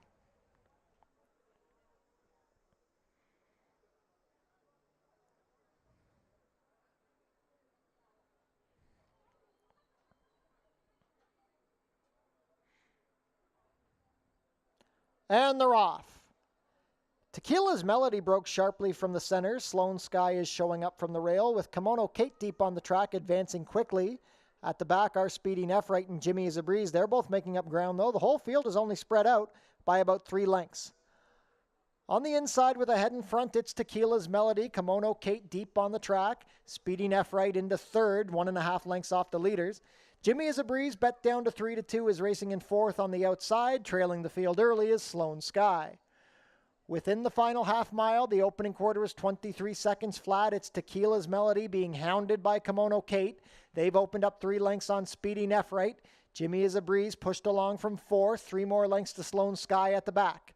Midway around the turn, Kimono Kate sticks the head in front of Tequila's Melody. They went the half in 45 and 4. Jimmy Is a Breeze moving well in third. Sloan Sky passing Speedy Nefright. They swing for the drive. It's Kimono Kate and Tequila's Melody still locked in battle. Jimmy Is a Breeze third with Sloan Sky fourth. Just over 1/8 of a mile to go. Kimono Kate a short advantage over Tequila's Melody, but she's persistent on the inside. Jimmy Is a Breeze still needs to make up 3 lengths in the final 16th of a mile. Tequila's Melody digging in gamely on the inside. Kimono Kate right there. Down to the wire, it's Tequila's Melody.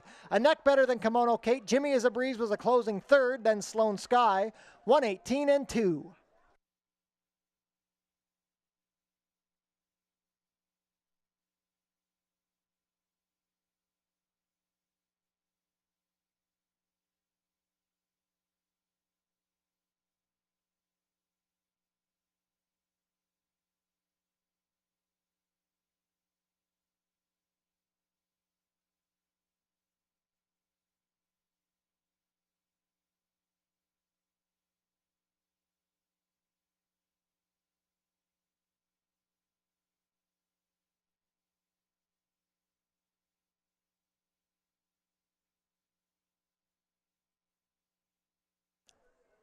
Unofficial in race 5, the winner is number 4, Tequila's Melody.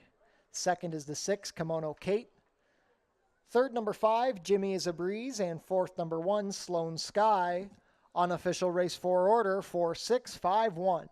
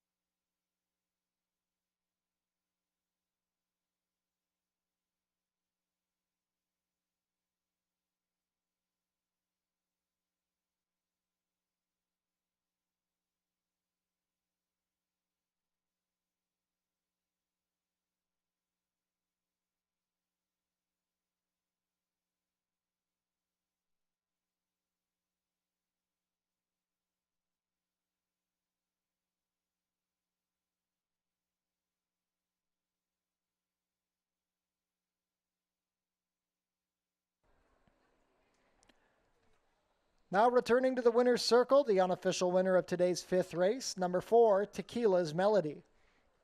Tequila's Melody is a 4-year-old chestnut filly by Shackelford out of Lady Tequila's, bred in Kentucky by Sheltoe Farm, Dean Hayes, and My Meadowview LLC. Ridden to victory today by Pierre Mailhot, Tequila's Melody is trained by Claudia Rabstein for owner David Tomlinson. Breaking the maiden in attempt number 5, Tequila's Melody completed the 6 1/2 furlongs in a time of 1:18 and 2.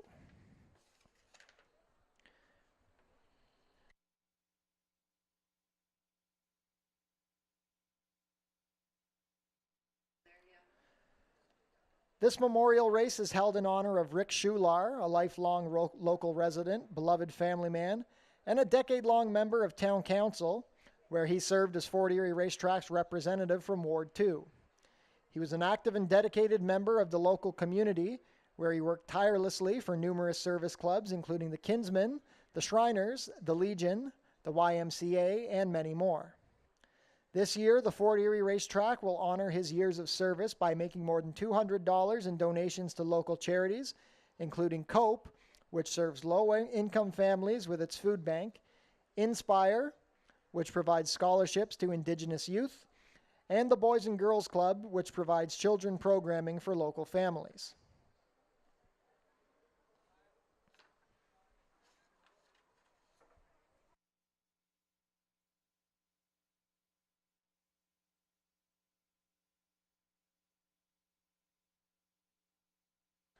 Race 5 is official. Prices are up. Tequila's Melody returns $14.20, $5.90, and $2.50. Number 6, Kimono Kate, second, $3.10 and $2.10. Third is the 5, Jimmy is a Breeze, $2.10 to show. The $2 Exacta, $4.6, $32.60. $1 Try, $4.65, $23.85. $1 Super, $4.651, $38.30. $2 Double, $2.4, $26.30. The Consolation Double with the late scratch number 2, $3.20. $1 Pick 3, $55.15. $1 Early Pick 4, $1,112.70. And the $1 Early Pick 5, $1,918.50.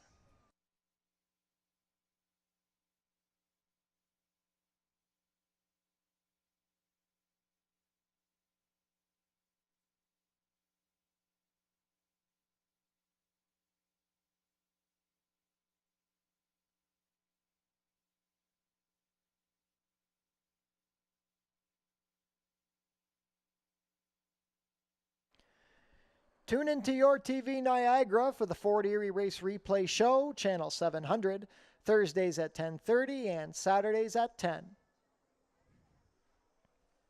Changes for Race 6, Vet Scratch the number 1, Video Vida. Overweight on the number 5, Grand Gizmo, 1 pound over at 123. And the number 6, Renegade Serenade, 5 pounds over at 125. 16 minutes to post.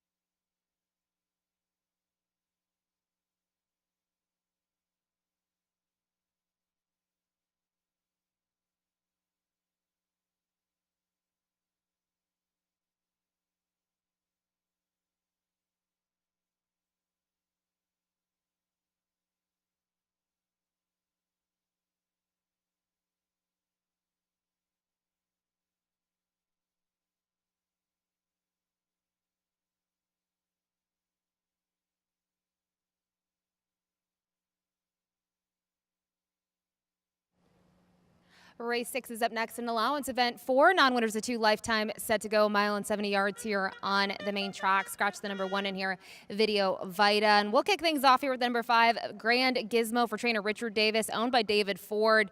Those last 2 races here have been really solid. 2 starts back, was the pace setter, going 2 turns here on the main track and surrendered late, but behind who?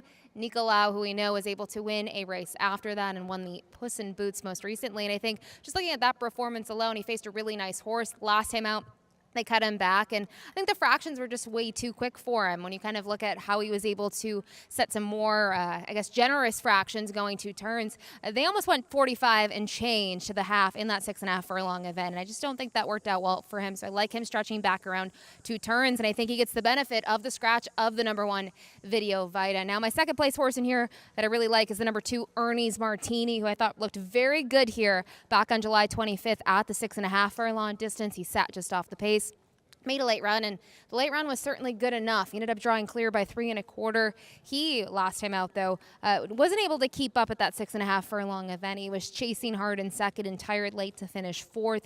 I think in here, would have liked to seen a little bit more of speed throughout the field, maybe to set up for him and to have him rate. But I still think, based on that graduation score 2 back, he is worth a long look in here, especially with the way the outfit's been going. We know, they had a second in the last race, and they've just been red hot throughout the meet. And then finally, my third place horse in here, the number 4, Santiago Salsa, who hasn't been in the winner's circle since that graduation score, as we know, back late last year in the fall. But I really think his last 2 races, he has stepped it up. He was kind of just plodding along at the shorter distances. 2 starts back was just second best behind Timmins, going the mile and 70 yards. And more recently, he technically finished second in that race, and he was placed second, I should say, via the disqualification. He finished 3rd and was bumped up. There was some contact made, and I thought it was a good run for him. That was at a shorter distance, going to stretch out back again around 2 turns today. He's just a horse I also feel like maybe gets a little bit better later in the season. But in terms of top pick, I think they're going to be trying to catch the number 5, Grand Gizmo here. Good luck.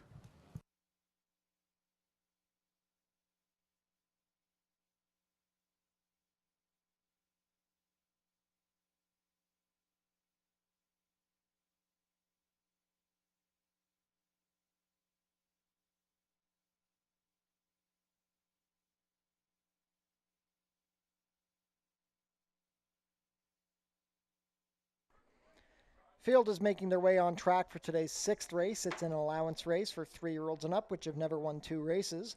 Going to travel 1 mile and 70 yards. Race 6 offers Win Play Show, Exactor, 20-cent try, double, 20-cent super, and 20-cent pick 3 wagering.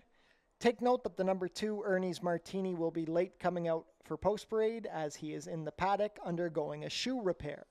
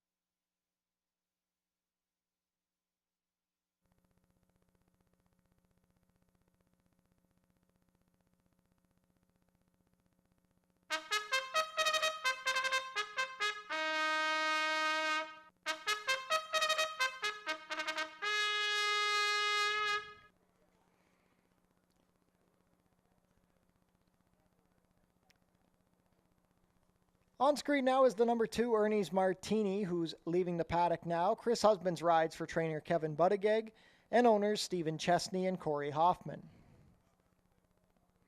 Number 3 is Broadway Ruckus, Kirk Johnson in the saddle for trainer Paul Mandolfino and owner Lincoln Rodhay. Howard Keene owns and trains the number 4, Santiago Salsa. The rider is Alexis Sanchez. Number 5 is Grand Gizmo. Ishmael Mosquera has the call for trainer Richard Davis and owner David Ford. Completing the field, number 6 is Renegade Serenade. Sunny Singh rides for trainer Louis Cappy and owner Trinity Racing Stables Incorporated. 2 minutes to post for race 6, final pick 3 of the day coming up here.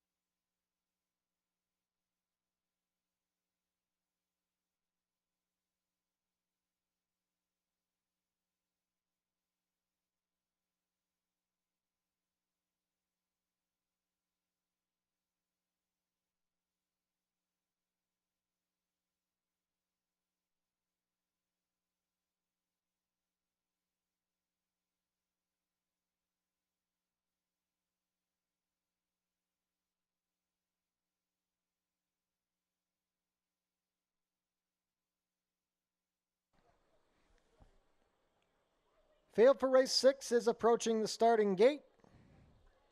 It is now post time.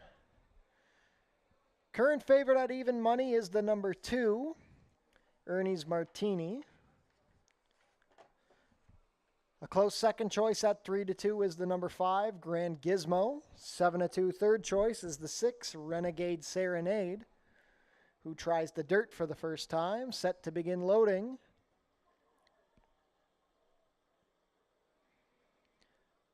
First up is Ernie's Martini and Chris Husbands.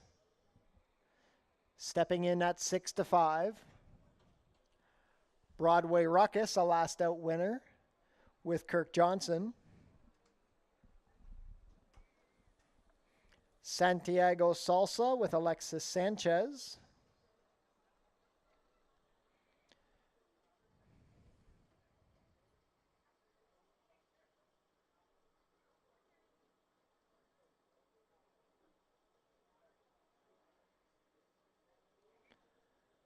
They're going to bring up Renegade Serenade and Sunny Singh.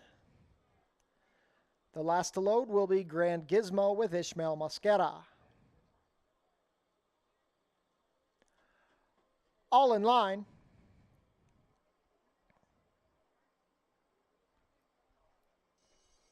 And they're off.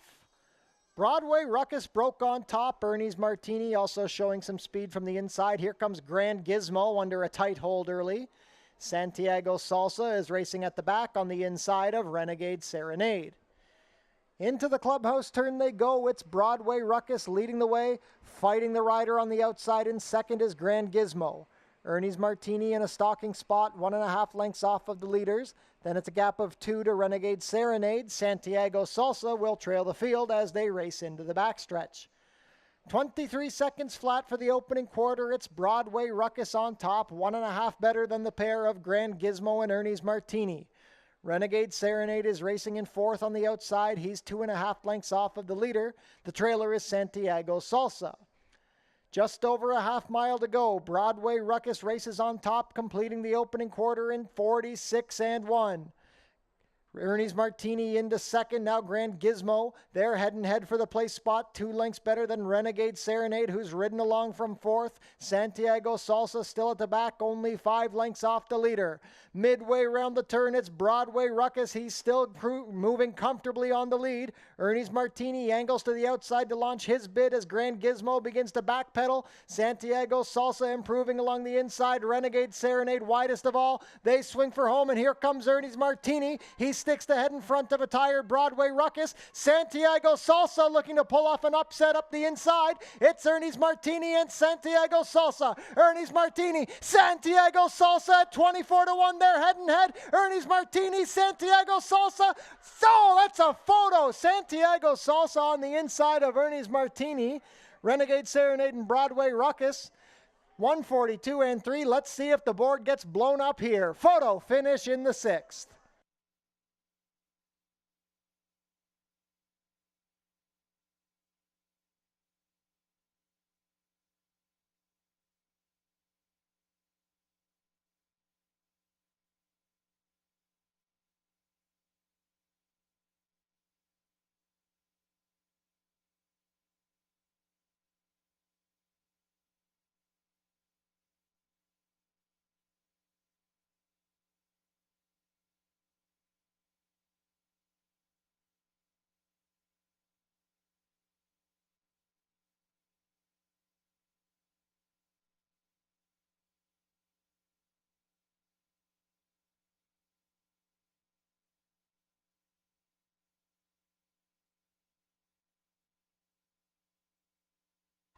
In the photo, it's the 4, Santiago Salsa, pulling off a 24-1 shocker. Second is the 2, Ernie's Martini. Third is the 6, Renegade Serenade. Fourth, number 3, Broadway Ruckus. On official race 6 order, 4-2-6-3.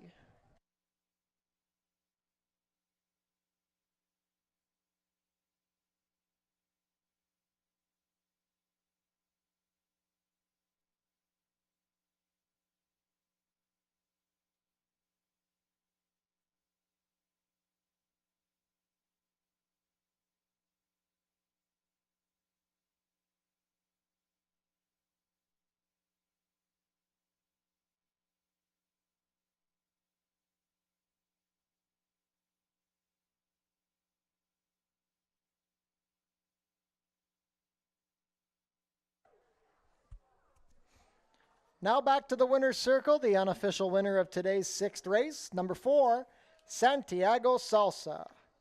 Santiago Salsa is a 4-year-old chestnut gelding by Amy's Holiday out of Wild Lucy Dancer, bred here in Ontario by Colebrook Farms. Rallying up the fence under apprentice Alexis Sanchez, Santiago Salsa is owned and trained by Howard Keene. That's the second lifetime win for Santiago Salsa, his first of the 2023 season. Pulling off a shocker in the 6th, completing the 1 mile and 70 yards in a time of 1:42 and 3. Hold all tickets until race 6 is made official.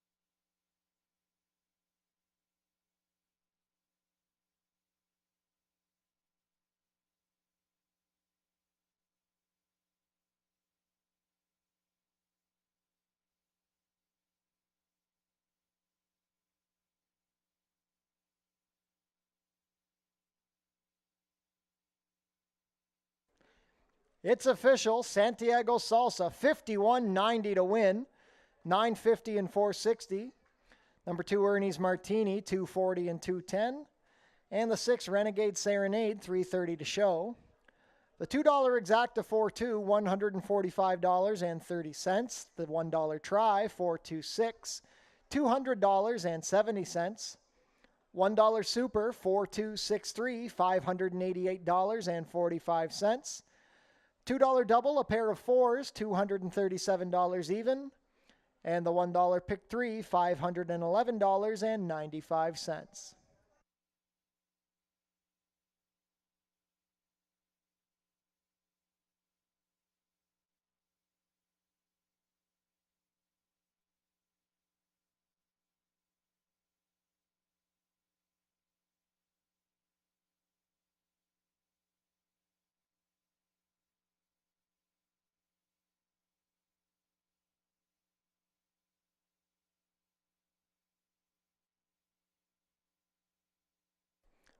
On screen now, the win photo for race 6.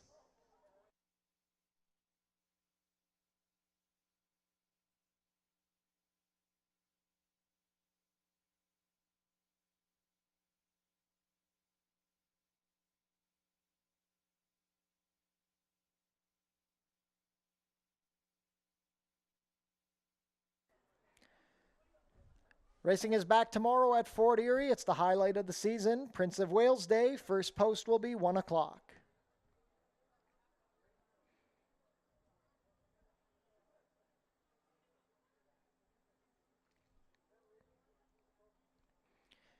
Changes for race 7. We have an overweight on the number 2, 2-year contract, 3 pounds over at 125. The number 5, Timmins, 1 pound over at 123. Stewart scratched the main track only, number 8, Big Brown Brewski. 18 minutes to post.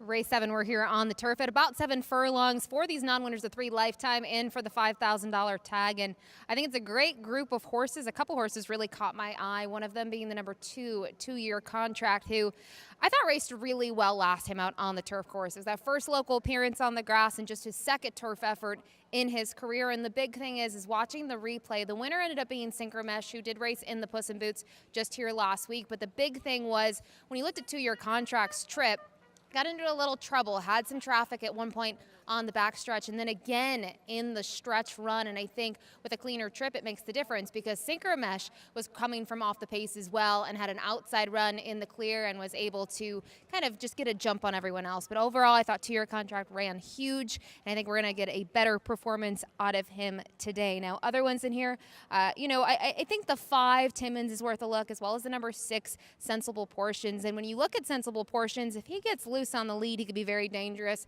He was dangerous 2 starts back. He opened up on the field very easily in his second start of 2023 and drew clear.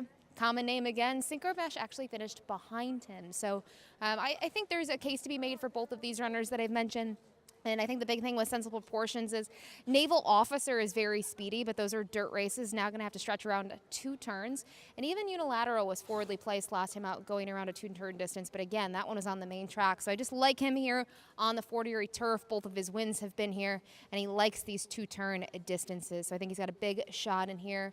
And then finally, the number 5, Timmins, he was able to graduate in our second week of racing back on May 30th.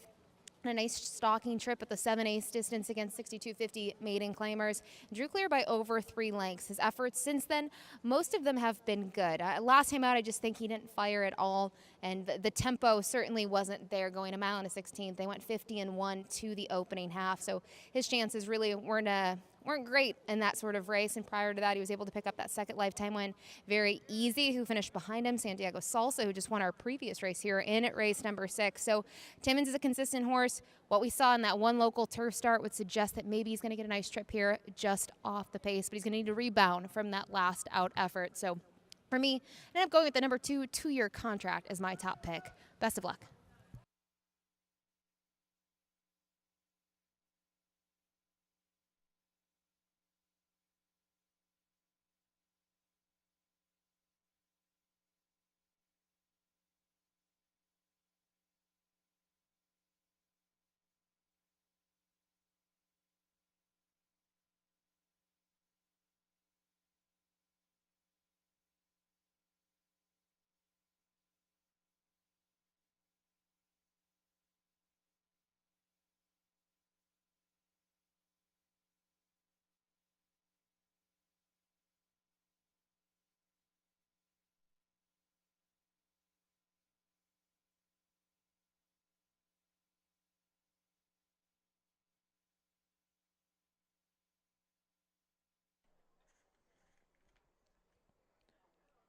Field is making their way on track for today's 7th race. Race 7 is a claiming race for 3-year-olds and up, which have never won 3 races. We're traveling about 7 furlongs over the turf course for a claiming price of $5,000 down to $4,750. Race 7 offers win, play, show, exactor, 20-cent try, double, and 20-cent superfecta wagering.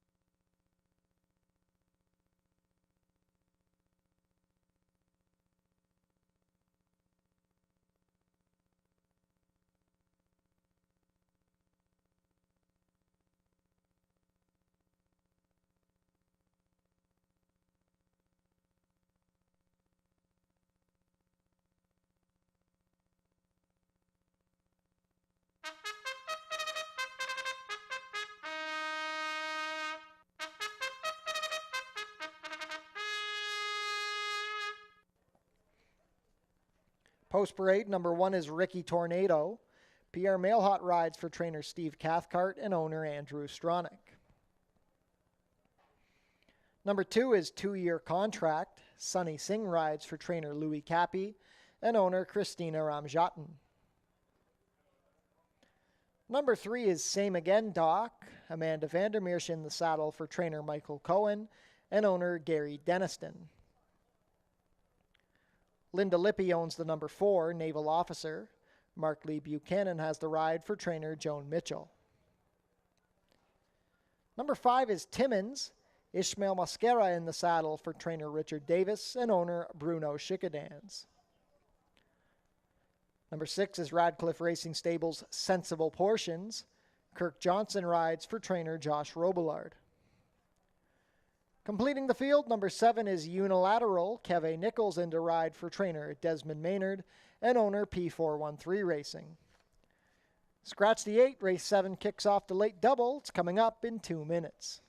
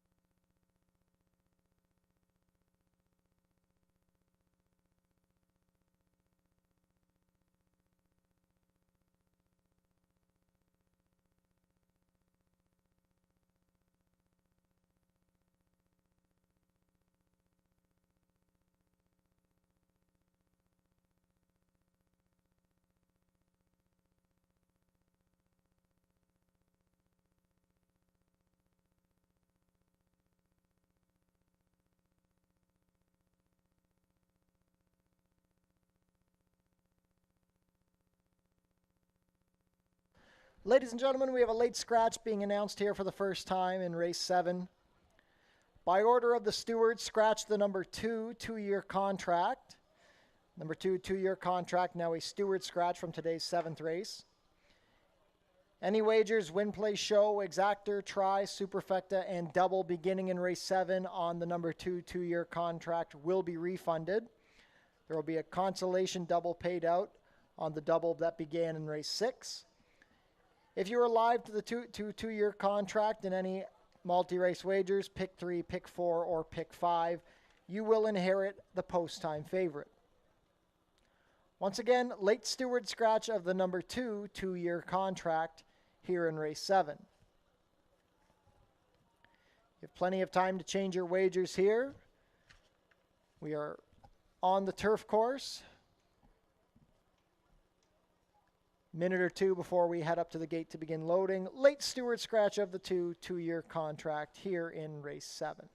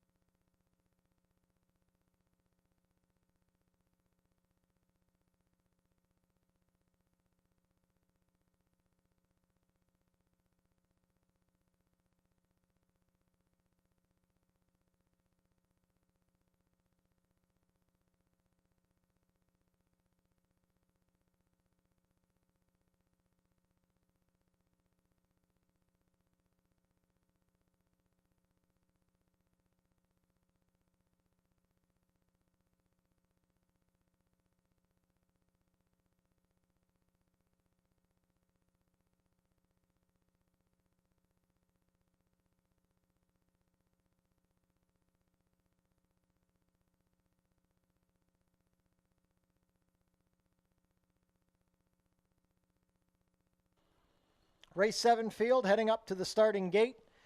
It is now post time. The current favorite at 6-5 is the number 7, Unilateral. Co-second choices at 7-2 are the 4, Naval Officer, and the 5, Timmins. 4-1 on number 6, Sensible Portions. We're on the turf to kick off the late double. First to load will be Ricky Tornado and Pierre Mailhot. Same again, Doc was a little rambunctious in the warm-up. Goes up under Amanda Vandermeersch.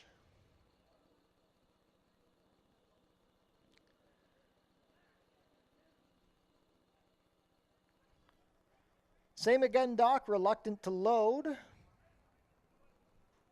Goes in now. Naval Officer tries turf for the first time. Mark Lee Buchanan aboard. Timmins and Ishmael Mosquera.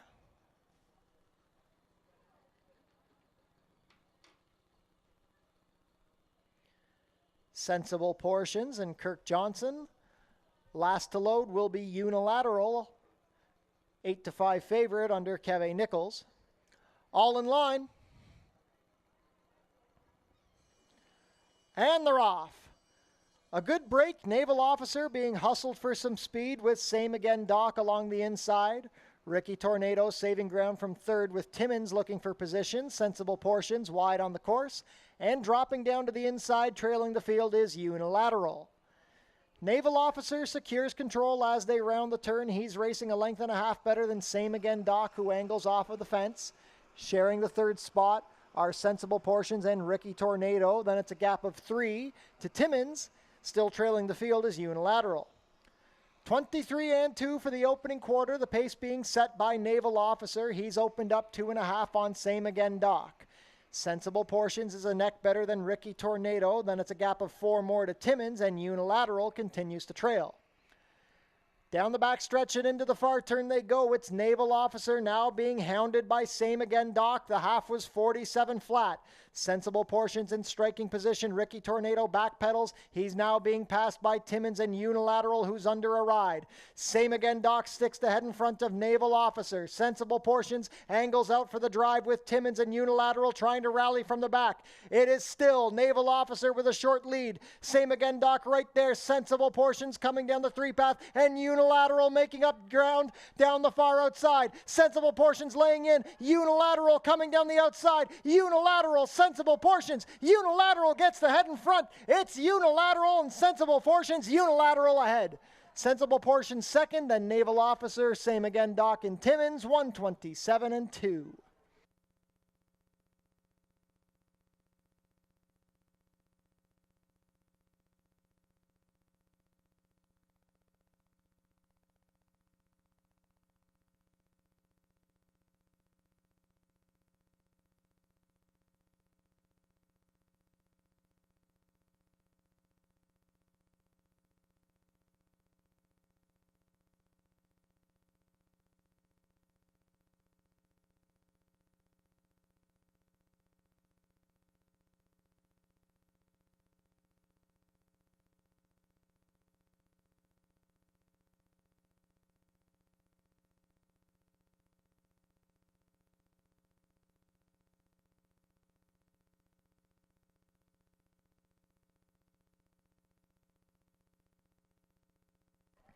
In the photo, it's the 7, Unilateral.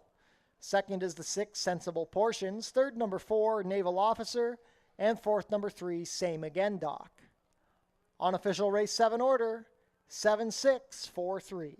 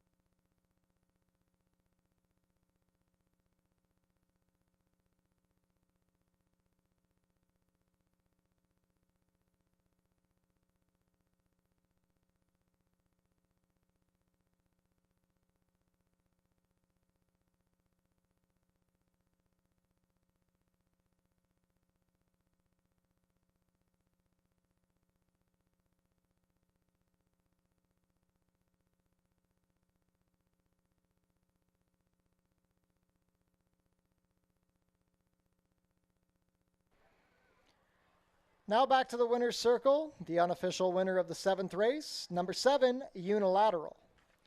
Unilateral is a 7-year-old chestnut gelding by Curlin out of Mekong Delta, bred here in Ontario by Josham Farms Limited.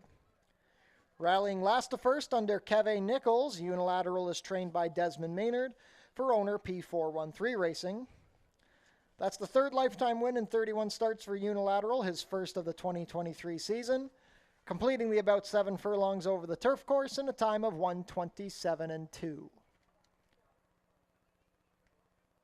Hold all tickets until race 7 is made official.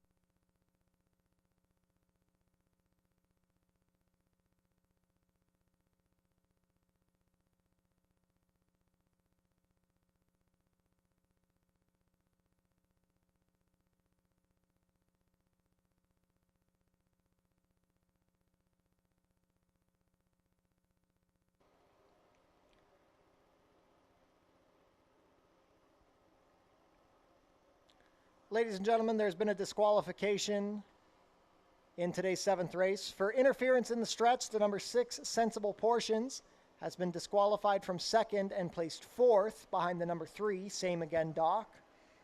Once again, for interference in the stretch, number 6, Sensible Portions, disqualified from 2nd and placed 4th. Race 7 is now official with an order of 7-4-3-6.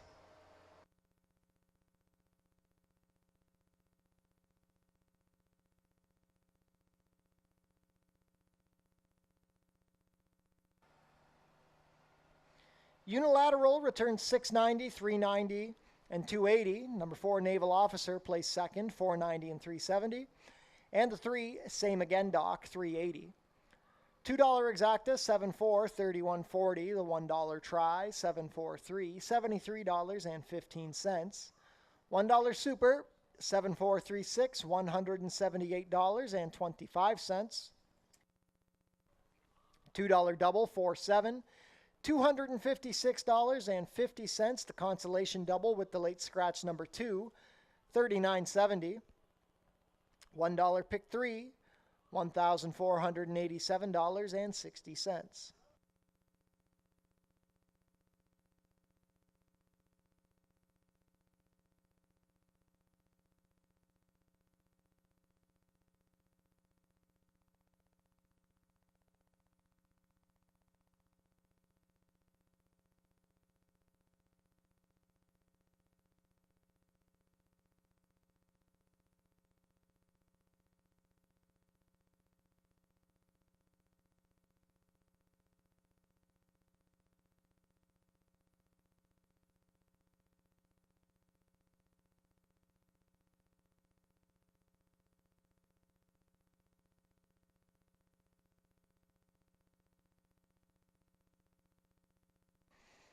On screen now the win photo for race 7.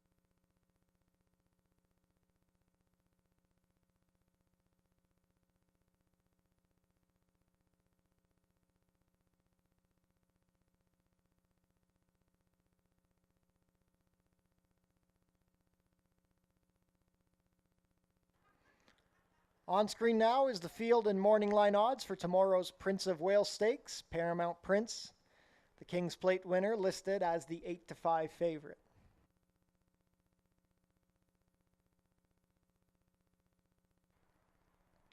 Changes for race 8. The number 2, El Bandolero, will be 2 pounds over at 115. The number 3, My Song Baby, 3 pounds over at 123. 14 minutes to post.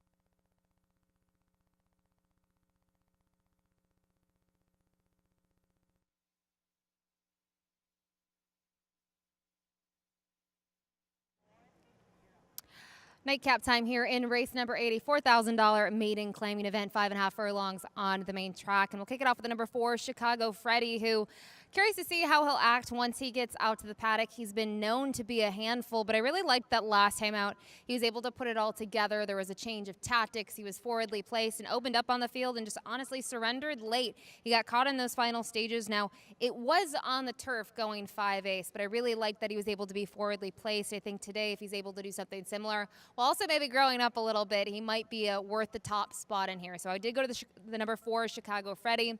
The number 3, My Song Baby, arguably the one to beat with that dirt race under the belt last time out over the mud, going slightly longer at 3/4 of a mile. Just surrendered in those final stages behind Tabo, who was able to just kind of sit the right trip and got up in time. And I just think another try here for the Julie Mathis barn, as well as on the dirt with that slight cutback, should really help this one's chances. And I think they probably will have a tough time beating him. And maybe I'm trying to be clever with the 4, Chicago Freddie. But My Song Baby does demand some respect. And then on the outside, the number 7 here for Darwin Bannock.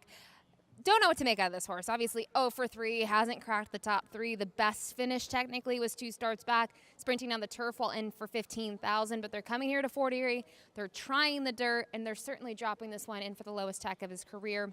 He gets a little bit of a weight break. And pedigree-wise, out of a flatter mare, topside you see California Chrome. You have to think the dirt might be up his alley, but he's been on that steady drop in each of his career starts, just now making that 3rd start of 2023. So for me, I do like the 2 local contenders. Was torn between them, but I did go to the 4 here in the top spot for the nightcap. Hope we join us tomorrow for Prince of Wales Day. 11 races, 5 of which are stakes races, highlighted by the second leg of the Canadian Triple Crown, which will go as race number 10 with a post time of about 5:35. And don't forget, first post tomorrow for that big card, 1 p.m. We hope to see you there. Good night.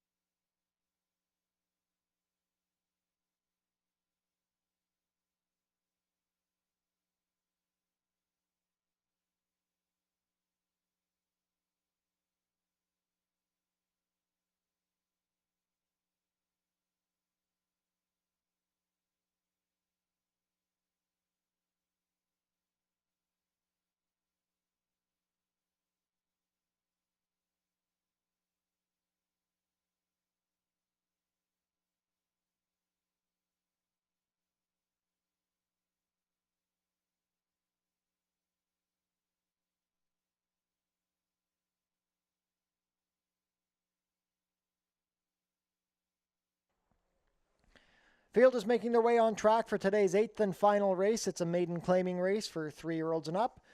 Going to sprint 5 1/2 furlongs for a claiming price of $4,000 down to $3,750. Race 8 offers win, play, show, exactor, 20-cent try, and 20-cent superfecta wagering.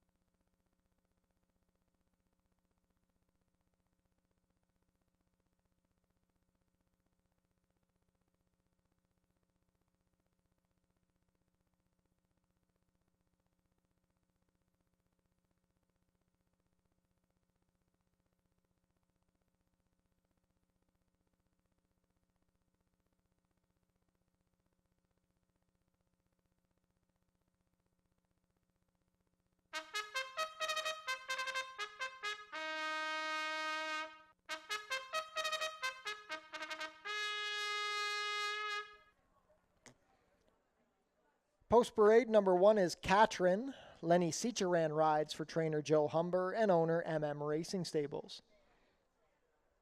Also going for Racing Stables and Joe Humber is the 2 El Bandolero. The rider is Alexis Sanchez. Number 3 is My Song Baby. Steve Jadu in the saddle for trainer Julie Mathis and owner Bruno Schickadans.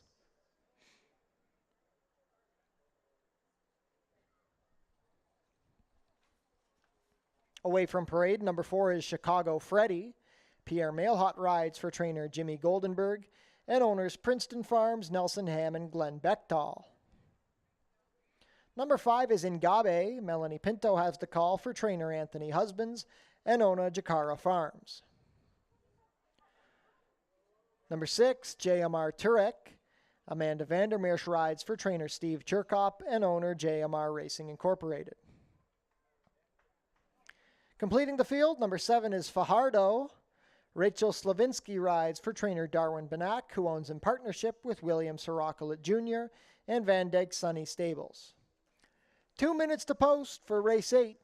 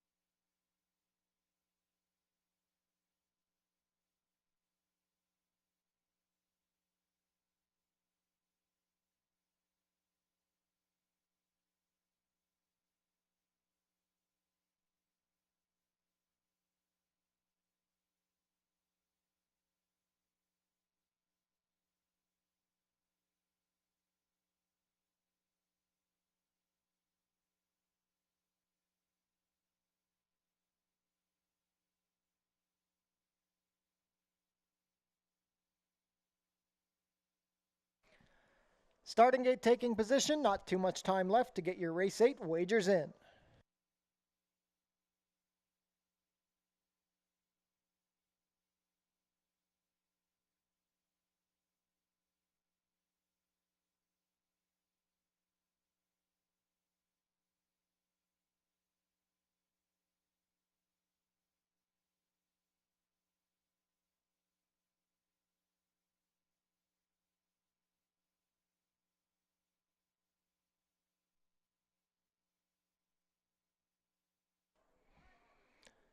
Field for race 8 heading up towards the starting gate. It is now post time. Current favorite at 2-1 is the number 3, My Song Baby. 5-2, second choice, the 4, Chicago Freddy.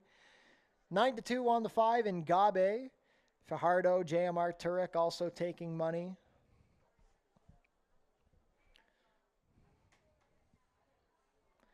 Field of 7 to close out, Prince of Wales Eve. The big day is tomorrow. First to load is Katrin with Lenny Seacheran.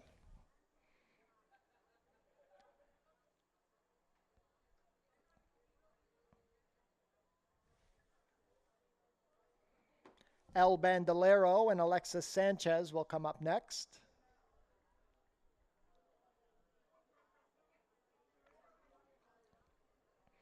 El Bandolero comes up. My Song Baby, co-favorite at 2-1, Steve Jadu aboard. The other favorite, Chicago Freddy and Pierre Mailhot. Gate 4. Ngabe and Melanie Pinto. JMR Turek, one of 2 shippers from Woodbine, Amanda Vandermeersch aboard. And the other Woodbine shipper is Fajardo with Rachel Slavinsky.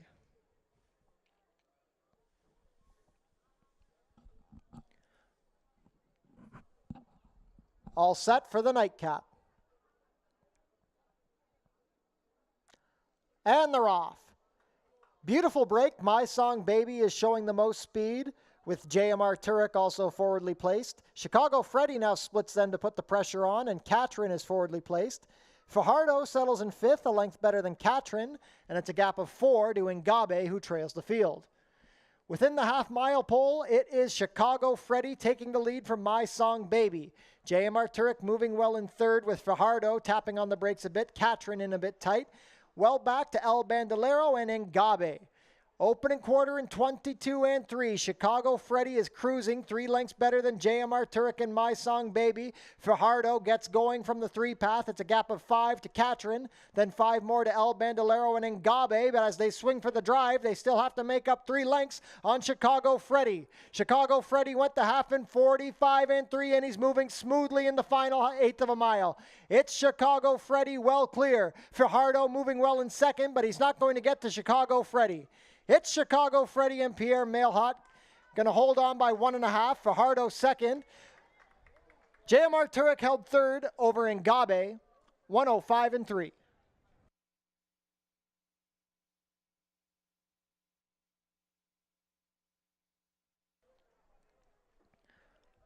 Unofficial in race 8, the winner is number 4, Chicago Freddy. 2nd is the 7, Fajardo. 3rd, number 6, JMR Turek, and 4th, number 5, Ngabe. Unofficial race 8 order, 4-7-6-5.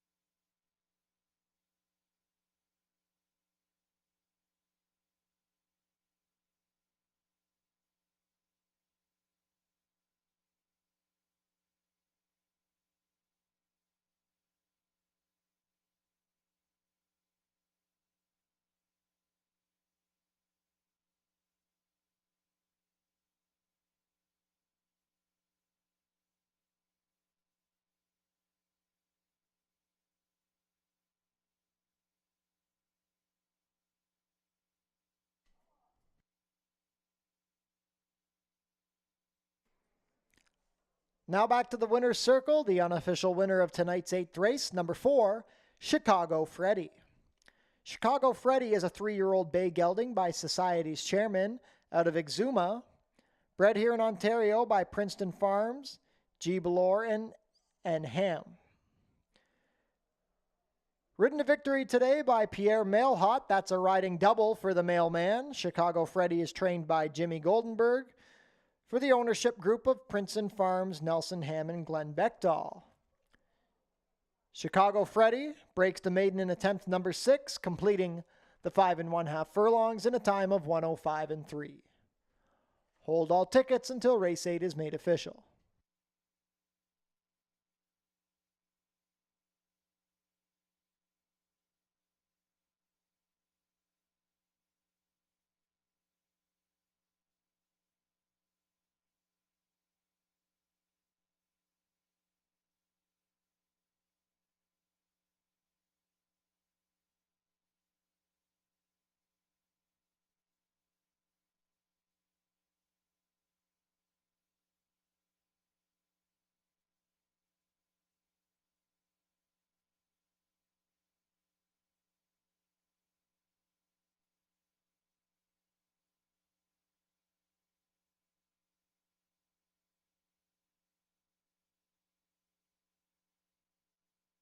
Ladies and gentlemen, there's a rider's claim of foul in the running of tonight's 8th race. The rider of number 1, Katrin, is alleging foul against the number 7, Fajardo, down the backstretch. Once again, that is a rider's claim of foul, 1 against 7, down the backstretch. Hold all tickets until the inquiry has concluded.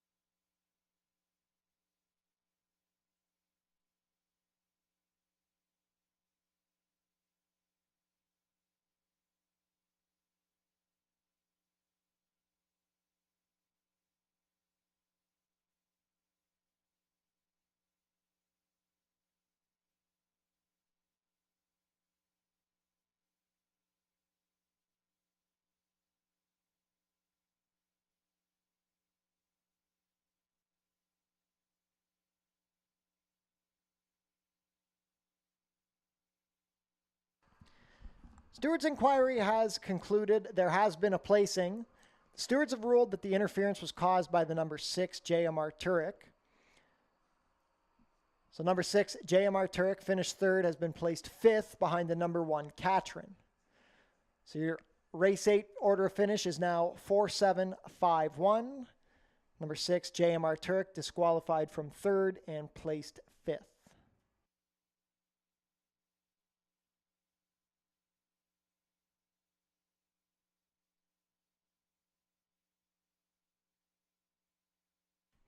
Race 8 is now official.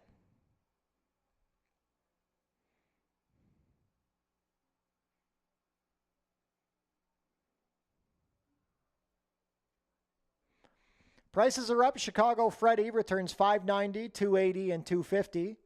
Number 7, Fajardo, $410 and $320. Third is the 5 Ngabe, $5.40 to show. $2 Exacta, $4.7, $22.20.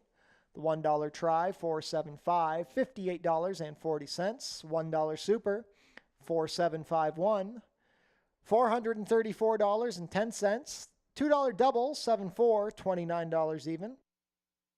The $1 Pick 3, $505.90. $1 Pick 4, $5,301.70. And the 20-cent Late Pick 5, $2,216.89.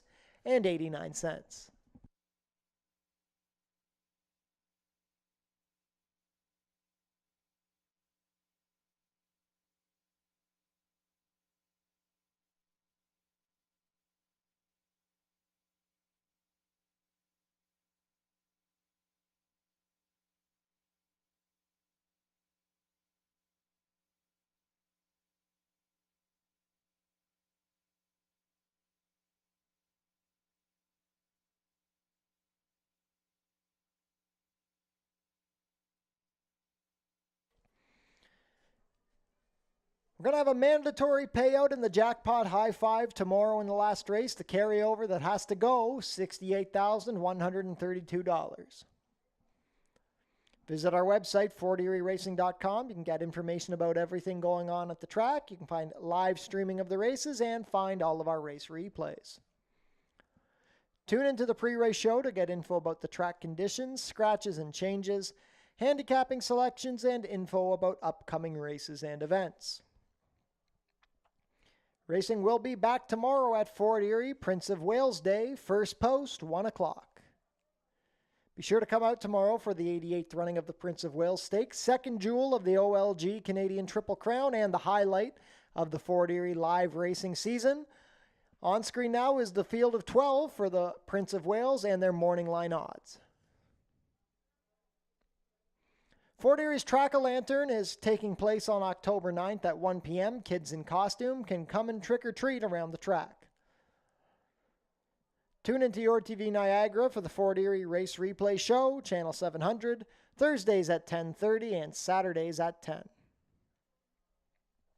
And if you're in the mood for some simulcast action, Assiniboia Downs is racing tonight at 8:30 Eastern. Assiniboia Downs racing on Monday, Tuesday, and Wednesday.